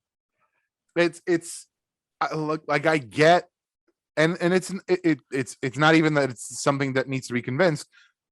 Comic books treat women poorly. There's no way around that. I mean, yes, it happens. Yes, but it's different to be like, oh, like they created a character basically for the soul. Like they created a romantic interest basically solely for the purpose of shoving her in a fridge in a few issues, so that Kyle Rayner would like be mad about losing his girlfriend. Like, that's different than Peter Parker's wife of 40 fucking years died. And she died not because she was violently destroyed by one of his fucking enemies. No, it's his fault because he wasn't thinking about that as a scientist. Like, the depth of the fucking despair involved there is ridiculous. Yeah. So like, I don't get the being offended by every version of something. But going back to what I was saying, all you true comic books people, did you like Spider-Man Reign? Did you like Old Man Logan? Did you like any of the fucking offbeat Hulk stories? If you did, Age of Apocalypse, you are Future Imperfect. Yeah, if you like Future Imperfect, who the fuck are you? Listen, you ain't a true comic book fan because you only get to like the main story stuff. If you liked anything outside of that, well, you're not a true comic book fan. See, this is what I'm talking about. This is the dumbass bullshit that, like, we go into watching these stories and they're like, well, that's not how it is in the comics. Yeah, well, this is not a comic. Glad you realize that. This is a fucking movie on a big screen. Live fucking action. That's what it is. It's not a comic. Is there going to be similarities to what's in the comics? Of course there is. Are they not going to do everything 100% the same that's in the comic? Of course they are. Because they get to tell their story how they want. Get over it. Any motherfucker, like, here's the thing. I don't know where I heard. I think it was Joe Rogan. Maybe not. I don't know. I heard it somewhere. It was really funny to me. Like, and it applies really. I guess it doesn't necessarily 100% apply to the comics, but it applies. It kind of, in my opinion, it kind of does. So somebody, and the joke is about people who read books. Everybody that reads books, they're like, the book is way better than the movie. No, it's not, motherfucker. The movie's actually playing in front of me. I don't have to figure out what's happening on the page. It's happening. I actually don't have to think how it's going to happen. It is. Like, that's the difference. It can't be better. It's right there. That's the thing. Visually, book purists are an interesting lot because it's, and I don't know. I don't know what it is about myself that now you can say, oh, well, the story was told of what better. happens. And that's fine. You could like the way it's told better. But to me, like, I'll read something. Like, I read, and I always go back to this example because I thought it was a ridiculous, like, holy shit, that's exactly what I imagined. Right. I read The Goblet of Fire, Harry Potter. Yeah. Watched the first 2 movies. Didn't think about it. I start watching the third one. It's The Goblet of Fire. And they're beat by beat playing out the scenes from the comic or from the book. And I'm like, this looks exactly like what I had pictured in my head. Right. Fucking image for image. Right. Like camera angle, everything. So to me, that's not, oh, they did a great job portraying the book. That is the book. The book did a great job portraying the image that it wanted me to see. Yeah, exactly. Like it told all they did was follow instructions. Yeah, exactly. It told a story in such a detailed manner that you could actually properly envision on what's happening on the page. Exactly. Or normally you're just guessing how it looks because it never goes that deep into detail. And so that's, and that's kind of just goes back into all these fucking people that complain both on the regular book stuff and comic books. Like, granted, comic books and graphic novels, they have visuals, but still, this is visually playing on the screen for me. I don't have to read. I just have to absorb. I have to absorb the visuals, the action, the storytelling. I just get to absorb it. I don't have to read it. I don't have to figure it out myself. I don't have to think about it. I just have to absorb it. And that's the difference. So if you're mad that they're telling a story, which the shit that you are supposedly a true fan of has done countlessly throughout the existence of those properties, and you're mad at the movie verse is different, not 100%, you maybe should probably look into what's wrong with you, not necessarily what's wrong. And the thing is, there's also like there's so many factors to that, right? If like you and I, I'm a huge Batman fan. I love Batman. That's probably my favorite superhero. Yeah. But you and I will both agree that I got you something for Christmas. Even like we both agree that Ben Affleck is the best Batman we've had. Bruce the absolute most comic book accurate Batman. Yeah, 100%, without fail, without a doubt. Like that is but we will also both agree that it's the most emotional Batman we've had until apparently the Batman that's coming out with it's not a superhero movie. How does it's not a super? Right. Okay. Right. Look, all I know is there's not. I've watched 2-3 trailers of that now, and the more I watch, the less I'm interested in going to the theater about it. So someone is not doing their job. I don't know if it's the people making the trailers or whoever made that movie, and it's just not making me want to go see it in theaters. But like, I've already told you. I'm watching I saw a 2-3 minute clip of Black Adam, and everything about that short clip showed me everything I wanted out of Black Adam, and I was like, cool, I'm gonna go see that. Exactly. So like, that's the difference. It's not a matter of I don't need to know all the details. Like, I knew I was gonna go see No Way Home when they announced it. Yeah, I would have just needed like that first shot, that like first thing where they show him going to Doctor Strange and be like, oh, I want people to forget. And he's like, don't mess with the thing. And then it's like, shit's going crazy. That's all I needed. Shit went crazy when they screwed up this spell. Yeah. Shenanigans ensue. Yeah. And the shenanigans are the thing I want to see. I don't need you to show me Dr. Octopus. I don't need you to show me Green Lantern or Green Goblin. Like, I don't need you to show me all these people showing up in the movie. I'm going to see the movie. I'm going to see it. Like, you could have stopped at just saying No Way Home's the title. Yeah. Like, because the thing for me, Doc Ock, all those villains, that's fan service. That is fan service. 100%. The fans were always going to see it. Yeah. So what you need to be showing is more action for the people who are just like, and if the action, show them more like a little bit more of the fight scenes.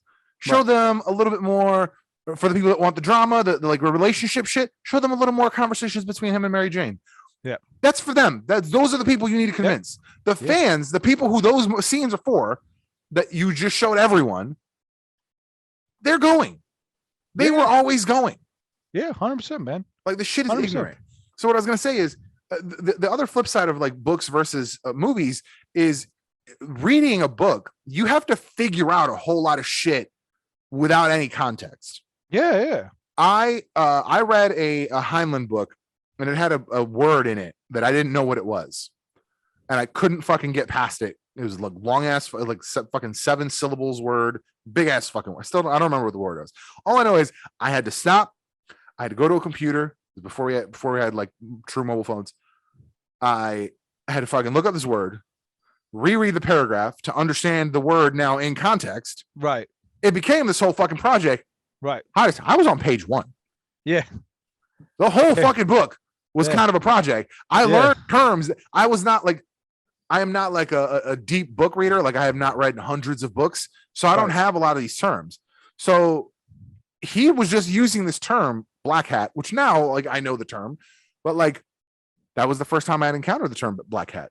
Right. And he's just like, the black hats are coming or whatever. And I'm like, what the fuck are black hats? And I'm Googling, trying to figure out what black hats are. Is this from like a different book? Like, is he referring to something? Come to find out that just literally means bad guys.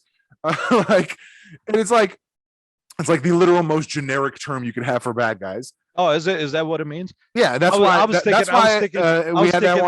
thinking like black hats with like tall black hats. They were described that way, but it was like they were described that way because they were just the bad guys. He did not define the bad guys; they were just the bad guys in this book. Yeah, and that's why you had movies like I think it was called Black Hat, where Helmsworth. Yeah. So the reason it was called Black Hat is because bad hackers are called black hat hackers. Oh, okay. You also have white hat hackers who are the good guys. It's literally just like a old narrative terminology for good guys and bad guys, white hats and black hats. Very straightforward. But like I had to like do this research. And recently when I listened to Iron Widow, which I think everyone should listen to, I'm going to fucking keep saying it forever and ever and ever until they make a TV show. And then I'm going to tell everyone they need to watch that show. But like I listen to the first, let's say 10 chapters. Call it 10 chapters. Yeah. I'd heard all these terms. I'd heard all the names. I saw pictures on her website, on the author's website, of like drawn pictures of the characters and their names spelled out under the pictures. Now, these names are Chinese names and they're spelled how they're spelled. They're also pronounced how they're pronounced. My English speaking brain could not resolve the two. Right. I'm trying to read this thing that I have heard now hundreds of times in this book. I have heard it pronounced. I'm trying to read this name and I was like, how do you pronounce that exactly? Like, how does this letter, like, is an X, but are you doing an X? Like, how are you saying it? I'm trying to figure out the shit that I've heard for hours. Like, because like the shit, when you're reading a book, especially if there's terminology you don't know, if it's based on a culture you don't understand, because like I listened to that whole book and I tried to explain what the antagonist creatures looked like, the things that they fought, the Winds. Right. I tried to explain that shit to Erica, and I was like, I tried to like manifest how I imagined them. Right. And then I watched a fucking TikTok where they showed a behind the scenes of Shang-Chi. And remember Maurice, the little magical dude. Yeah. Where Trevor thought he was fucking seeing shit. He thought he was going crazy. Like, yo, you see him too. Yeah. So when Trevor walks in, that was great. The CG guy or the director, whoever was talking in this behind the scenes shot, says, "Oh, he's based on a mythological creature in Chinese folklore called a Wind." And I was like, holy shit, that's what they looked like. Because like he said it a little differently, but like I put 2 and 2 together. But I was like, oh my fucking God, I didn't realize it was, the one and the same. Right. So now I'm just like, now I've like rewritten this whole, like reimagined this whole novel by placing them in the right shape. Now I know what this giant fucking nine-tails fox is fighting in this scene, and the first chapter. Right, And shit. right, Like right, I right, know right. the shit that's happening now. Like I can Yeah. perfectly visualize it. I cannot wait for the movie / TV series of that. By the way, it is absolutely not going to be released in China because the characters are based on like historical Chinese people, but there's like polyamory and shit happening, and they're not down for that. So it won't even be released in China. And if I'm right as to where the story's going in the second part, which by the way, another fun fact, she's writing it as a duology. She's writing 2 books to finish the story. And I read that. I was like, oh shit. Someone who came in with a plan. Somebody who I'm not used to this. I'm not used to this. Like, right. she's not like, oh, I'm going to be writing this until the day I die. She said, Yeah. I'm writing a duology. I was like, I haven't seen that term in so long. People right? usually start with trilogies and then they're like, oh, I came up with some more shit. Here's 3 more. Yeah. Yeah, no, that's the wild shit.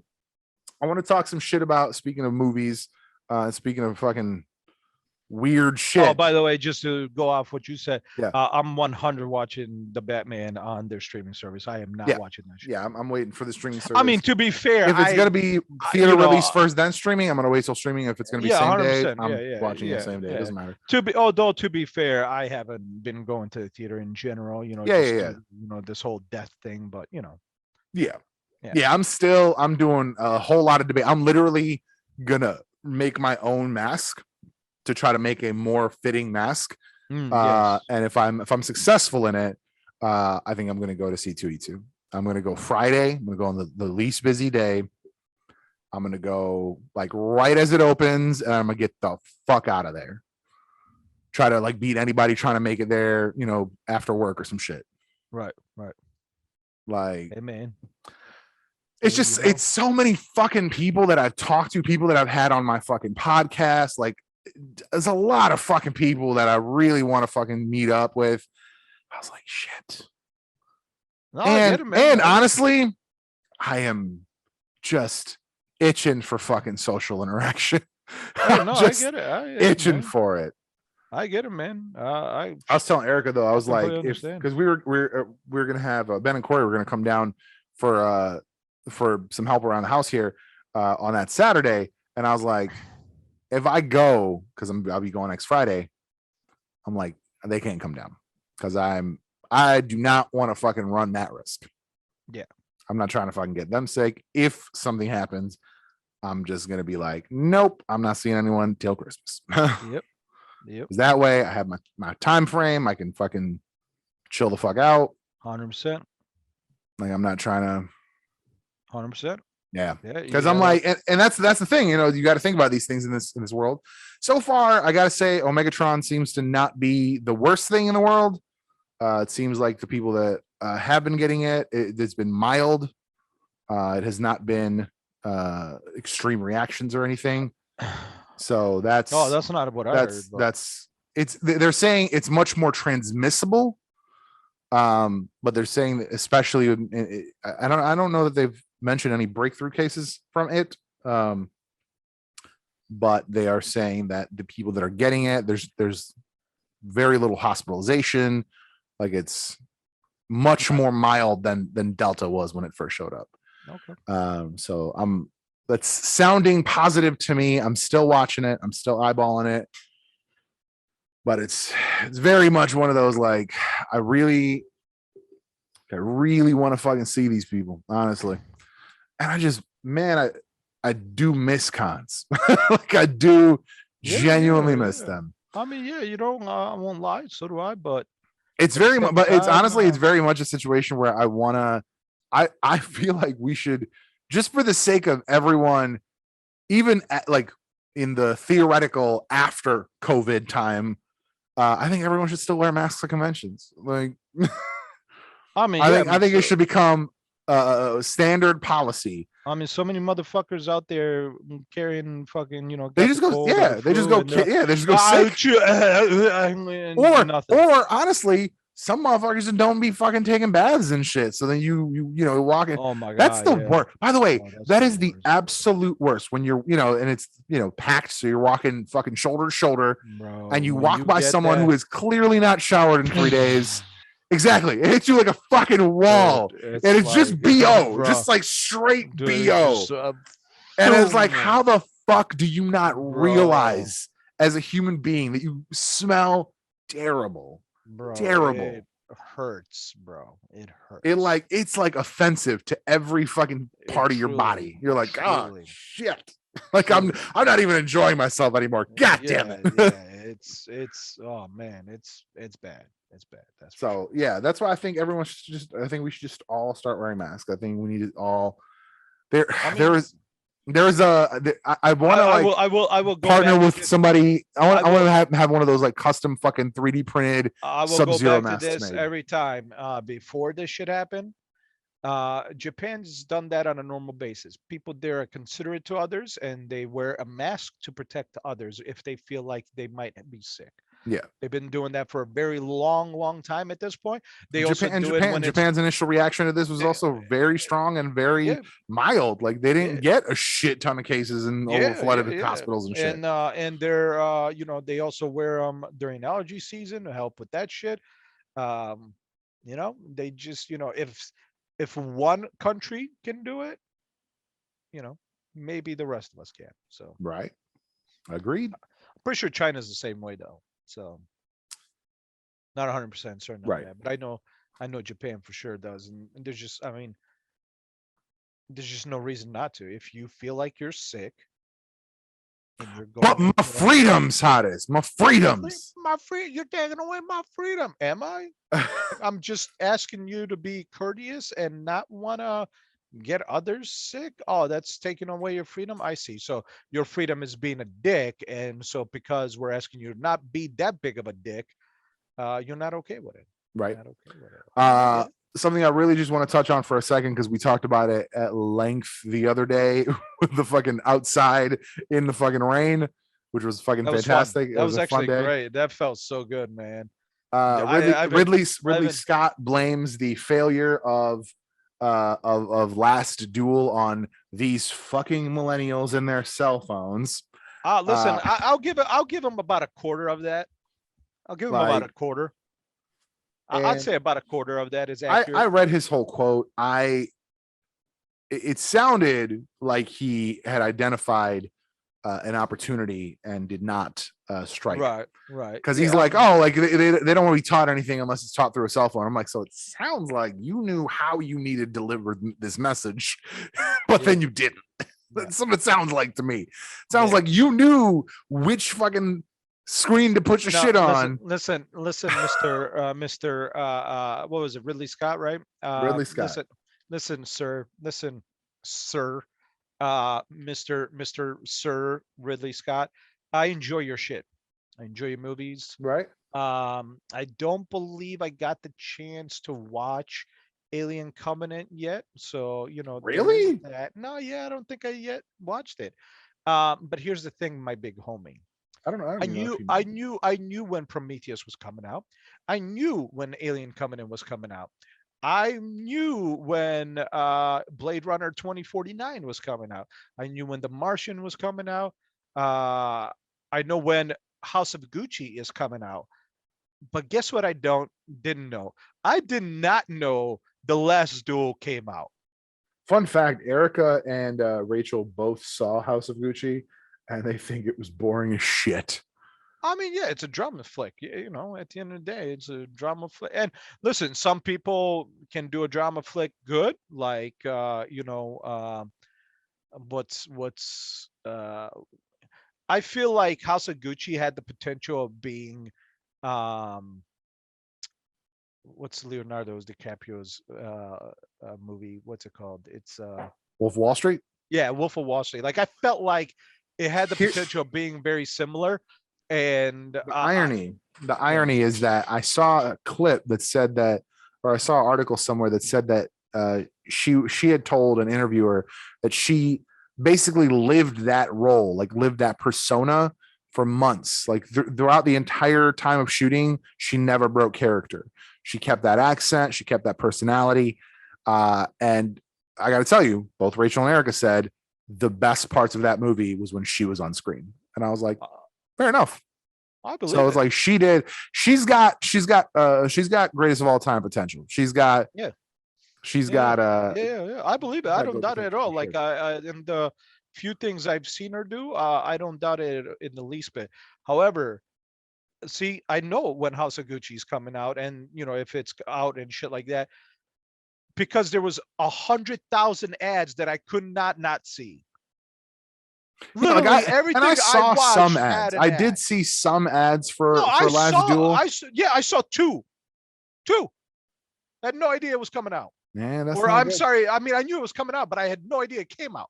When Philip DeFranco said he was mad, and that's when I was like, oh, it came out? Like literally. And it had come out almost a month earlier at that point. Yeah. I was and like, that to me, the week before and the week after, every time I open TikTok as someone who looks at shit with comic books, superheroes, and especially for someone who looks at shit like ironworking, sword fighting, I look at those TikToks. Yeah. I should be seeing ads 100%. For The Last Duel. 100%, man. All 3 of those weeks. Listen, incessantly. Is there something to be said that these newer age people, teenagers / very, very young adults, not caring to watch stuff like that, or not having the patience to watch stuff like, almost certainly, without a doubt, there is 100% facts that is accurate. Sure. But that also shouldn't have been his audience. Also, well, one, yeah, that's not your audience, because there are people that are not those people that are that would watch that movie. But your company didn't advertise that shit right. Yeah.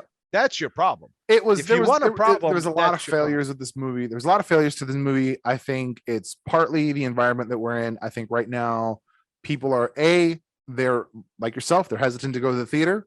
Me, I'm only going if it's something I absolutely want to see big screen. Yeah. You're also talking about a drama movie about a fucking medieval pissing match. I'll wait on fucking streaming. Bro, you're talking about you're releasing a drama flick about a one man's innocence in the middle age during a pandemic, available only on the big screen. You're an idiot.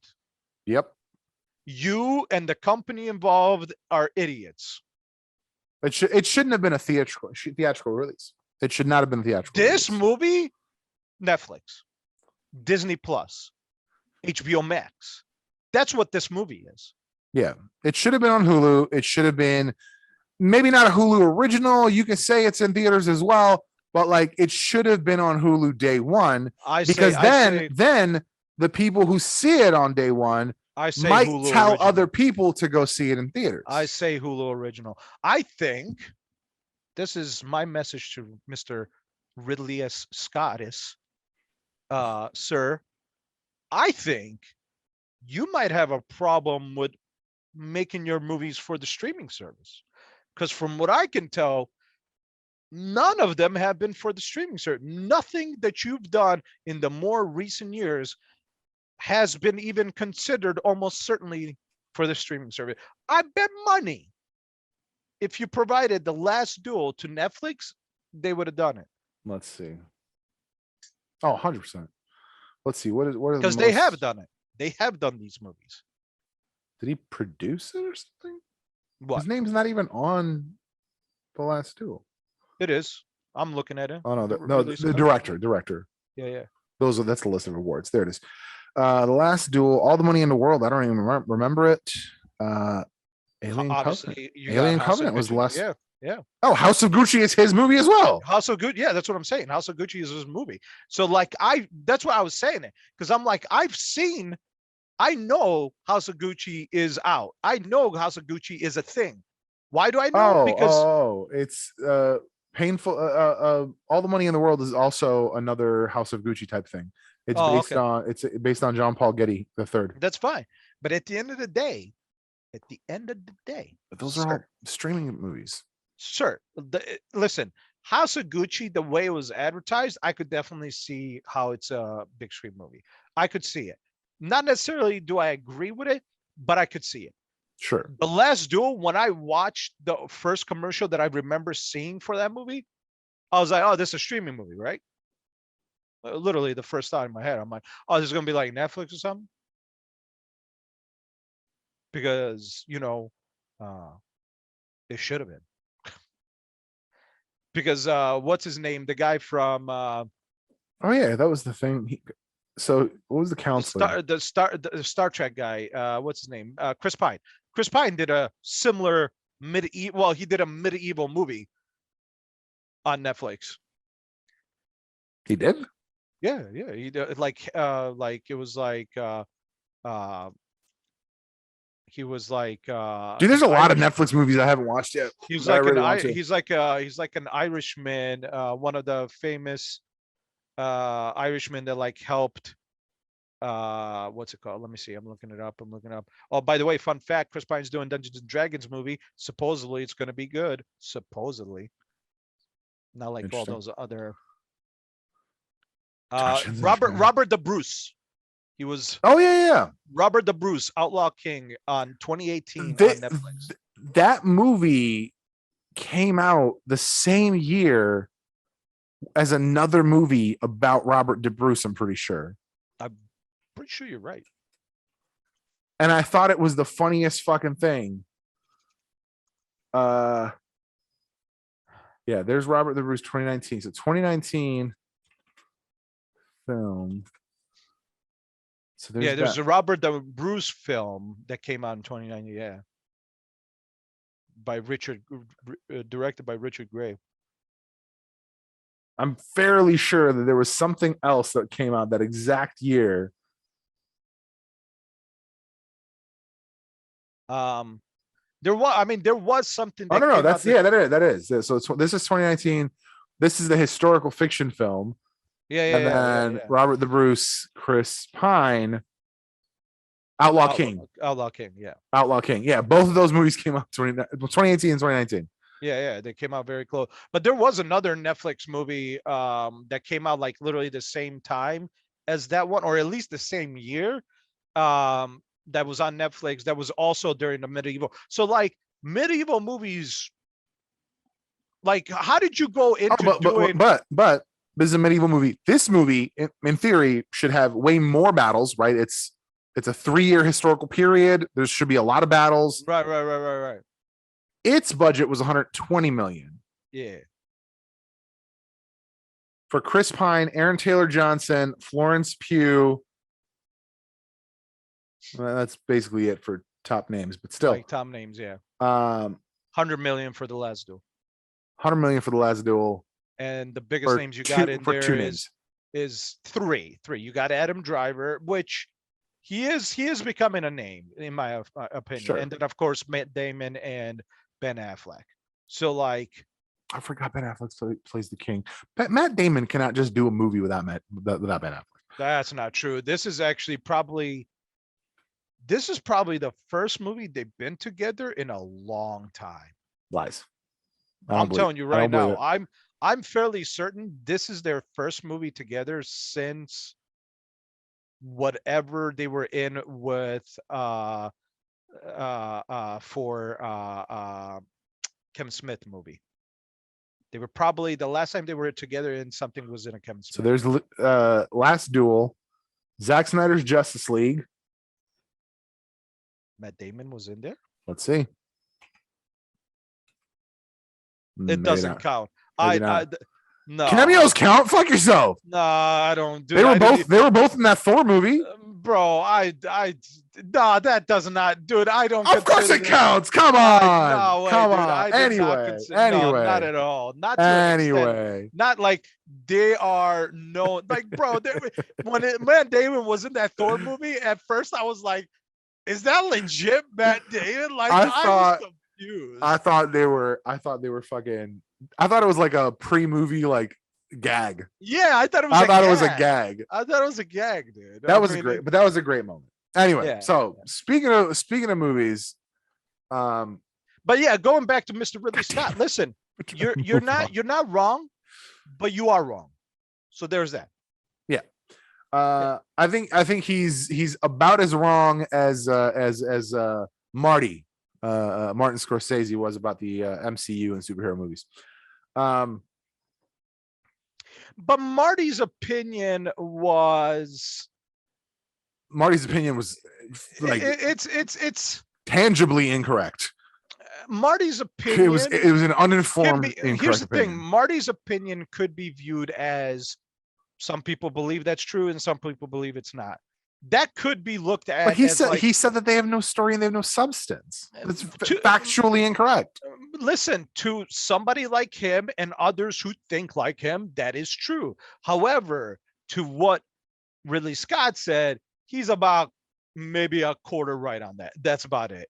First of all, like you said, the fact that you think that's your audience for this movie, you're an idiot. Yeah. And then also, if you're going to believe millennials are fucking 38. Yeah, millennials are 42. I'm a millennial. Yeah, I know. I'm you know what I'm saying? I think 45 is the max for millennials right now.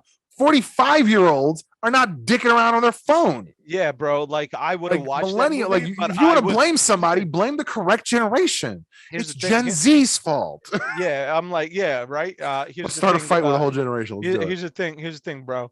I will watch The Last Duel whenever you make it available on a streaming service. Yeah, when it shows up on Hulu, and it will because it's owned by Disney. Like, come on, bro. Like, it's just no. Oh, see, by the way, have you seen the Hit Monkey? Speaking of Hulu, season 1. Have you seen the Hit Monkey show or the trailers? Yes. Supposedly. It just came out, didn't it? About maybe a month. Came out. Yeah, it came out last month, like 3 weeks ago. Not even. Yeah, 3 weeks. Yeah, about 3 weeks. Looks like the whole season came out. Yeah, all was released on the same day. Apparently, it's doing good. Was it February 19th? Because I was watching something and somebody said that it was canceled. I was like, it just came out. How the fuck is it canceled? Oh, I don't know why they would cancel it because from what I understood, in February 2019, it was announced that Marvel Television was developing Hit Monkey with series order at Hulu, along with MODOK and ones based on Tiger Dazzler and Howard the Duck that were intended to lead up to a crossover special called The Offenders. They should have done that. That's whatever. The series was created. Both of them were expected to write. In December 2019, Marvel Television folded into Marvel Studios, which carried subsequent oversight of the series. The following month, Marvel decided not to move forward with Howard the Duck, Tiger and Dazzler, The Offenders, with MODOK and Hit Monkey continuing as planned. Okay. In May 2021, MODOK revealed that the series would have a different animation style for MODOK.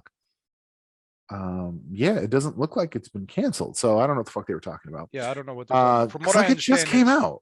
From what I understand, it's getting good reviews from like normal folks and kind of critics, I guess, but like apparently the normal folks are really enjoying the series. Yeah, and it's a ridiculous show. What's it called? I watched did I watch a few episodes? Did I watch the whole season of MODOK? I don't know. I watched a selection of MODOK. I couldn't do it. It was okay. Like like MODOK is a joke character, so I just didn't really understand why they did a show of him. Well, they did a joke show though. Like have kids. Like I'm supposed to believe he had sex with that woman. The point is it's a joke show. And the one child needed a thing with the other child is just a dude. It's a joke show. Right. Well, like I have questions, motherfucker. Like, oh, I don't. When you anyway. Release a show like this to me, I just don't even. I have more questions about MODOK than I had about Inside Job, and Inside Job is literally a show about the shadow government and a robot president and all this shit. And I still think you should watch it. I understand you think you don't like the animation. I just give it 3 episodes. I can't. ask you, give it 1 episode. I Give it can't. 1 episode. I've wasted so much time on Give it shit 1 that episode. They're short. They're short. They're not long. I don't care. I don't care. Well, for I that think kind other of people stuff. should give it at least a few Yeah, episodes. 100%. Other people should 100% give it a few episodes. You could be like, well, that's hypocritical. You're just saying right now that you won't do it. No. Yeah, there's so much. I won't There's do it, there's so much. but There's so much, and I understand you want to stick to the shit you like, and I get it. yeah, man. That's the reason I changed my mind about Game of Thrones. The more I saw about it, the less I wanted to see it. By the time it was done, I was like, I'm no longer interested. Yeah, dude. Like the cool shit about it seems to kind of be a gimmick. The whole dragon thing, it all the magic and like the science, sword and sorcery shit that I would be interested in seems like it's like secondary. Oh, it's super secondary. I was then at that point no longer interested, which is ironic because I thought that was going to happen in Cursed, which by the way has been canceled. So fuck you, Netflix, and everyone who did that season and not finish the story, because at the last couple episodes when you gave Merlin power and like the shit got interesting, I was like, hey, okay, we might be like diving more into this magical shit now. And now you're not gonna do it. I gave that thing, but I think I gave that one 3 episodes. Couldn't do it. It's supposed to be this fucking badass. Like, dude, she literally, even if it was an accident, she killed a being of like great power as a child. At this point, but she's a badass. I think they went with the whole, she's been forced to hide her true nature and has not been practicing her powers thing. And there's something to be said about that. But that to me was pretty boring. That's not what I felt, because she clearly didn't care about hiding her powers. Yeah, but she wasn't supposed to. She got yelled at for using them. You know what I'm saying? Yeah, like but whatever. But still. Yeah, but that fucks with you mentally. Like if you're not supposed to use your powers or whatever. But that's not even what I'm saying. Is what I am sick of is the reluctant chosen one. Like that's what they did on like 30% of Warrior Nun was about her trying to like get out from this responsibility. Oh yeah. 30 to 50% of Cursed was her trying to get out of this responsibility. She wasn't trying to be the one, but like she had this whole thing, and they set up all this shit, and at the end they like, oh, the one dude who was kind of like unnamed during the show turns out to be fucking Lancelot. I was like, oh shit, Lancelot, this kid's Arthur. Fuck me, this is cool. Yeah. And then literally the last fucking episode, Merlin gets his powers back. He fucking teleports them, literally fucking teleports them through lightning. I was like, that's dope. And then the shows got canceled. Yeah, it's dumb. Because they got canceled because, I'm sorry, but it's a bad show. It wasn't great, but like it got more interesting towards the end. But that's the problem. It goes back to our original conversation in this podcast. Finish your fucking story in the first season and then let that sit on its own. Right. Especially if you're not guaranteed a second season. Also, the problem is like, actually a perfect example. So I thought I was the crazy one, right? And I am so happy to find out that I'm not the crazy one anymore, and that I'm like I'm like the genius that Mr. Beast is, right? Because Mr. Beast, I watched an interview, I watched a podcast with him. They did a full podcast, a 2-hour podcast. I watched most of it. And he thinks like me. He's like, you gotta grasp your audience attention and keep it right. Now, granted, in that aspect, I was like, I don't think. Now, granted, YouTube's a whole different beast when it comes to grasping attention. Whole different beast. I mean, so many people that watch YouTube can't grasp shit for 10 seconds and they're out. So. Right. It's a whole different beast. So him to have figured out how to get a 70% retention rate, he's a fucking genius. But his statement about focusing about retention rates and working on that and making that your focus to improve your videos, that needs to be applied to a lot of these series. It really does, man, because I have a lot of patience. I really do. When it comes down to movies and shit, I have a lot of patience. But bro, if I gave you 3 episodes and I'm still sitting here like, the fuck are you doing? You did wrong. You did wrong. Right. You had this opportunity. You had like Cursed had this major opportunity to provide us with a badass sorcerer action female character. And they gave a shit. Yeah. Agreed. Yeah, there was an opportunity there. It had some interesting things that they touched on. And in an era that I like. I love that kind of era. Yeah. There was an opportunity to do some really interesting things. They decided basically to not do those interesting things. So that it's just like they literally were like, we have this potential. But we're not gonna guest starring on this podcast is my drunk wife. Whatever. She's not drunk because she drove here. Hey, half a burger. I like it. But yeah, man, it's just go away. It's for me. I believe here's the thing. Netflix has to have these statistics, right? Netflix has to be able to see in the background, hey, you know, this Cursed show. Penny outside. This Cursed show didn't do good. Why didn't it do good? Oh, well, why don't we look at some of this data to see what happened with the retention? Right. Or what happened, you know, or fucking survey. Be like, hey, we saw you watched a few episodes of the show. Why didn't you? That would be great. Like they have the data for sure. They have the data. So yeah, that would be that's a great idea. Also, I would love to be like, yeah, I didn't watch the rest of this because there was a show that I did. I forget what I will service say it was on, right now, but I watched an episode. I gave it 3 episodes, and I was like, nah.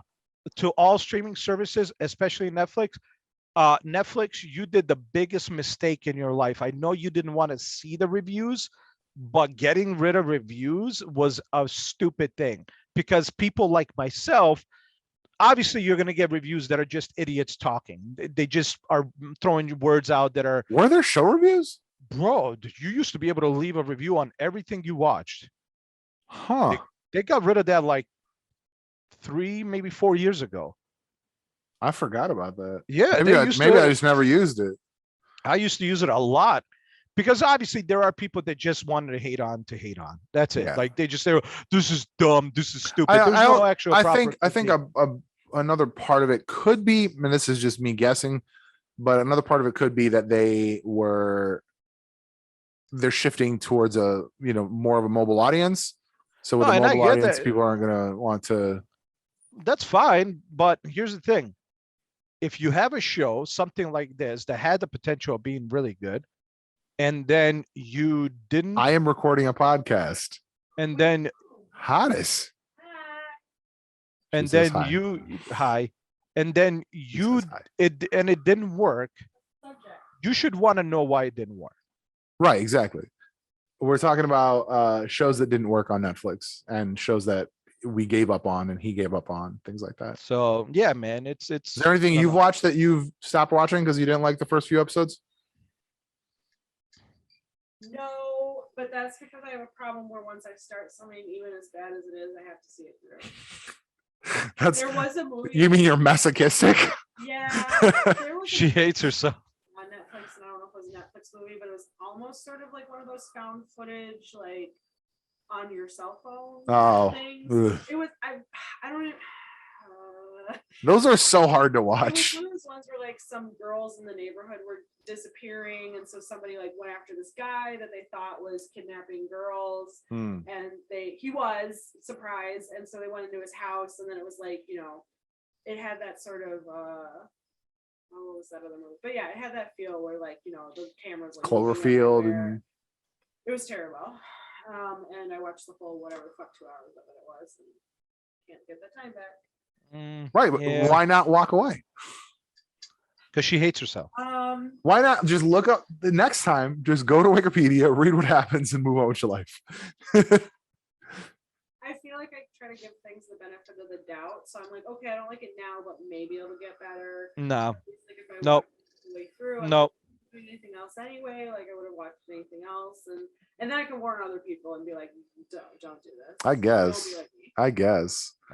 I Sometimes guess. stuff I'm like, not feeling it, and then it's like, oh, plot twist, or oh, Like we were just, okay, it ended. You know, it started kind of slow, or like I didn't like this part, but I like the ending. But no, this had like no. yeah, redemption. slow. I will allow for slow. If something starts slow, I will finish it. But if it starts bad, it's not likely for me to finish it. And also, if it's a movie, I feel especially that I have to finish it because I'm like, you know, it's not like a TV show where I'm like, oh, I gotta endure like 6 seasons of something I hate. It's like, okay, at the end of the day, like maybe I put 2 hours into something, whatever. I guess. I don't know. Yeah. I thought that I was afraid that was going to happen for me for Cursed. You shouldn't watch it because they canceled it, so nothing happened. You won't know what happens after season 1. Yeah. But like I liked enough of Curse where every episode, like I felt like I got something enjoyable out of it versus just not watching, just like watching something that I just fucking hated.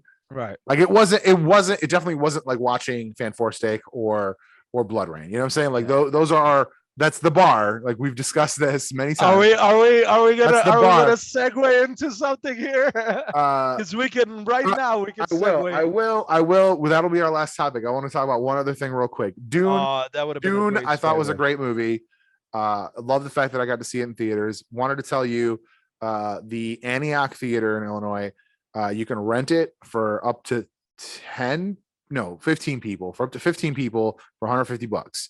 And it comes with popcorn and drinks. And brother, I don't know the whole theater. people that I could. I'm just saying. What I'm saying is that could be where we have our board meetings from now on. $150. We watch a movie. I'm down for it. Right. I thought the movie was great. What I wanted to bring up was that they are doing a graphic novel adaptation of the movie, right? Not like they're adapting the book into a graphic novel. They are it's an official movie graphic novel adaptation, and they are crowdfunding it. I mean, whatever. This major ass fucking corporation. Listen, man. Here's the thing. This is beyond a comic book company doing this. Here's the first of all. That movie was super boring. Really? Super boring. Okay. Great. Overall, very good acting. Good acting. I love the visuals are fantastic. Momoa, okay. He felt like, I love Momoa, but he felt like Aquaman. He felt over the top like Aquaman. And I was just like, is Momoa just stuck? He's becoming typecast for sure. He's becoming typecast. I kind of want to see a few episodes to see if he's a different guy, because I watched him on I can tell you Stargate Atlantis, and he's the same guy that he is in Aquaman, and he's the same guy that he was in Dune. Well, in C, he is a different man. He's not over the top like that. He's very much of like but that's my flip side, right? That's my flip side, because you also saw him on Game of Thrones.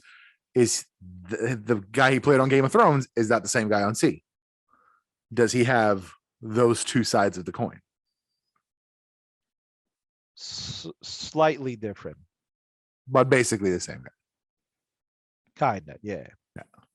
So that's my concern with him, is that I want to see him do. But here's the thing, to me, wide array of roles. That's why I always knew Dwayne Johnson was going to be a great actor, because he did shit like I forgot about this movie. Somebody just used it in a clip for something I was watching.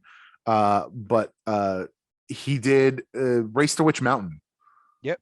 Which he's not a fighter. He's not like, he's just a fucking cab driver. Like he's really kind of a basic character. Yeah. But he does that real well. Yep. And he's not like incredibly funny. He's not like any of the things that you expect Dwayne Johnson to be. Yep. So really, it was me seeing him as an actual actor and him being able to do that role. Yeah. That's why I've said it for a long time that Dwayne, when he started, I said he's going to be a great actor. Even after watching shit like you say that, but people would have given him shit for doing that movie back in the day. Yeah, for sure. And listen, has he had movies that were like meh? Yeah, he has. Like everyone Rampage. has. Like Rampage is not a good movie. It's a good. Rampage is meh. For sure. Like- Rampage is Like Rampage is a good. Here's entertaining. It's monster flick. entertaining monster flick. Exactly. Here's a monster. It's a flick. kaiju movie, and Yeah. it's a kaiju movie that weirdly doesn't focus on the kaiju. It's like the reverse of what the Godzilla. He did Tooth Fairy. Tooth That was Fairy, early days. Tooth Fairy, even though definitely like a kid movie, he did a good job, like Right. in that role, in what he was portraying in that role. So and then he did more serious roles like Walking Tall, Faster. Faster is one of the Niche. best fucking movies in existence. Yep, Gridiron Gang. Like he did a lot of movies that also showed off his I can just act. I don't have to be an extra star. I don't have to For be sure. a comedy For sure. star. I think his like what I feel like was his breakout role was his like first kind of here I am as an actor role was The Rundown, but that was very much like Dwayne Johnson, The Rock making a movie. Right.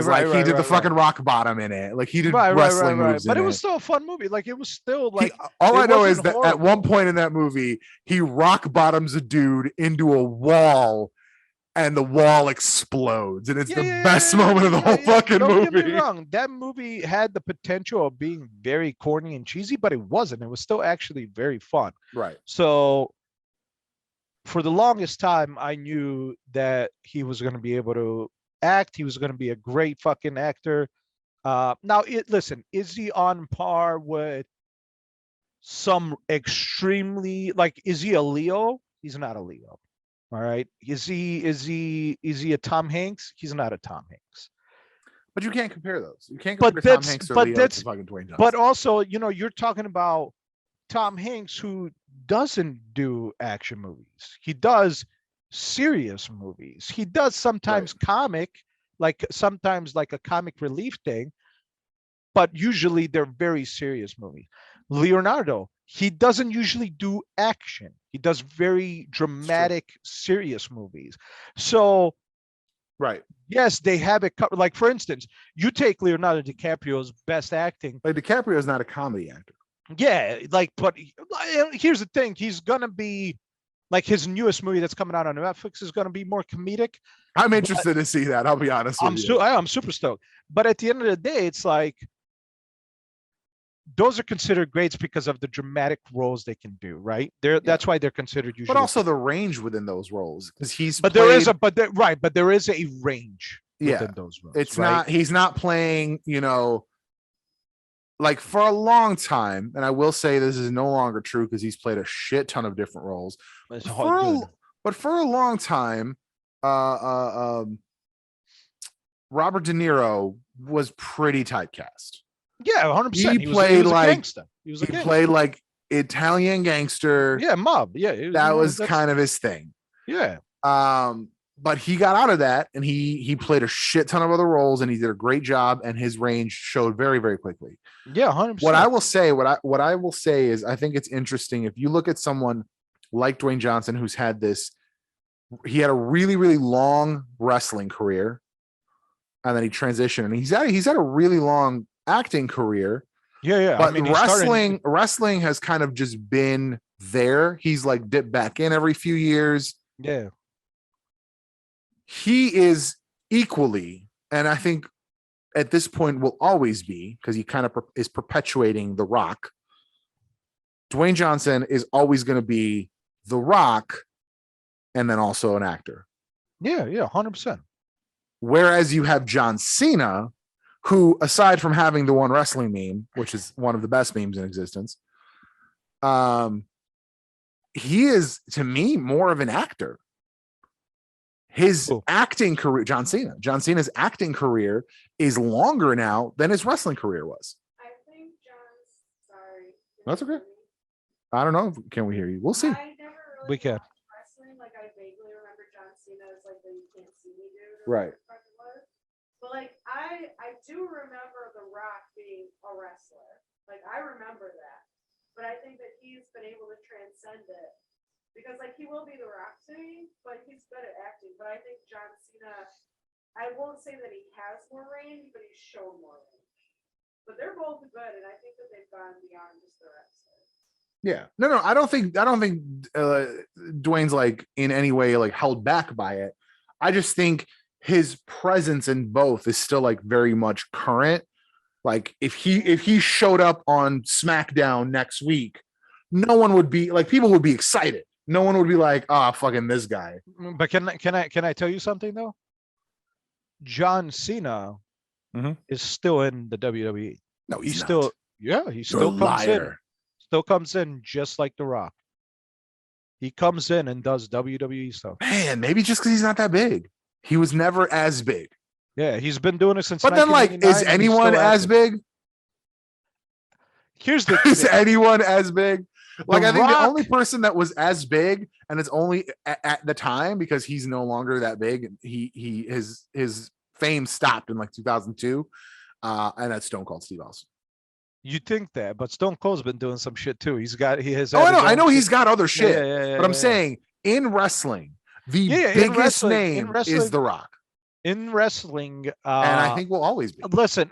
Here's the thing: a lot of people would disagree with you, obviously, because they're gonna quote the classics, the Hogan. great, what they consider the greats. But in all reality, when it comes to persona, Pretty how sure the Rock beat character- him up, so how the character was built, how long that character has persisted, how much there's been a love towards that character. Mhm. The Rock 100% is probably the biggest name in wrestling at this point. Yeah. In my personal opinion, and that's like I'm talking about like even going back to his dad's years, talking about the Andre the Giant, and yeah, like Hulk Hogan, I think just kind of like aged out. And I don't mean he aged out, but I think the shtick aged out. I think so too. Yeah. His stuff like Hulkamania and all that shit was Yeah. very much 80s. Yeah. And it Yeah. did not survive into the fucking present. Yeah. Even though he went into acting. I loved Thunder in Paradise. He did go. I into would acting, I would yeah, watch yeah. all fucking 6 seasons of that. They put that on Hulu. That's Please true, put that that's shit on true, Hulu. I that's want to true. watch Put it. that shit on Hulu. That shit was gangster. I love that fucking girl. But no, yeah, man. To me, The Rock. I think what Rock in general has built, Dwayne Johnson has built. I don't think you can take any other wrestler and say they've done the same. Yeah. Or that they will do the same. Because here's the thing: as much as John Cena is doing shit, right? As much as he's trying to be in acting and pushing forward and stuff like that, I personally don't believe that he would be able to accomplish what The Rock has done. Yeah. I mean, look at it this way. John Cena in And don't get me wrestling wrong, was that's also not- named John Cena. So there's Yeah, nothing like yeah, tying yeah, him yeah. back to wrestling. Right. So if you've mostly seen him in acting, being mentioned that he was and is a wrestler is not like a big factor for you. Like Right. I never watched John Cena. I think like right when he started, like Erica was saying, right when he started, I watched him, and then I stopped watching wrestling. But like I watched SmackDown, which was essentially The Rock's show. It was, yeah. For like 5 years, because Yeah. that was the only, because I didn't have cable, so I watched the UPN. So I watched SmackDown. I watched SmackDown for fucking ages. Yeah.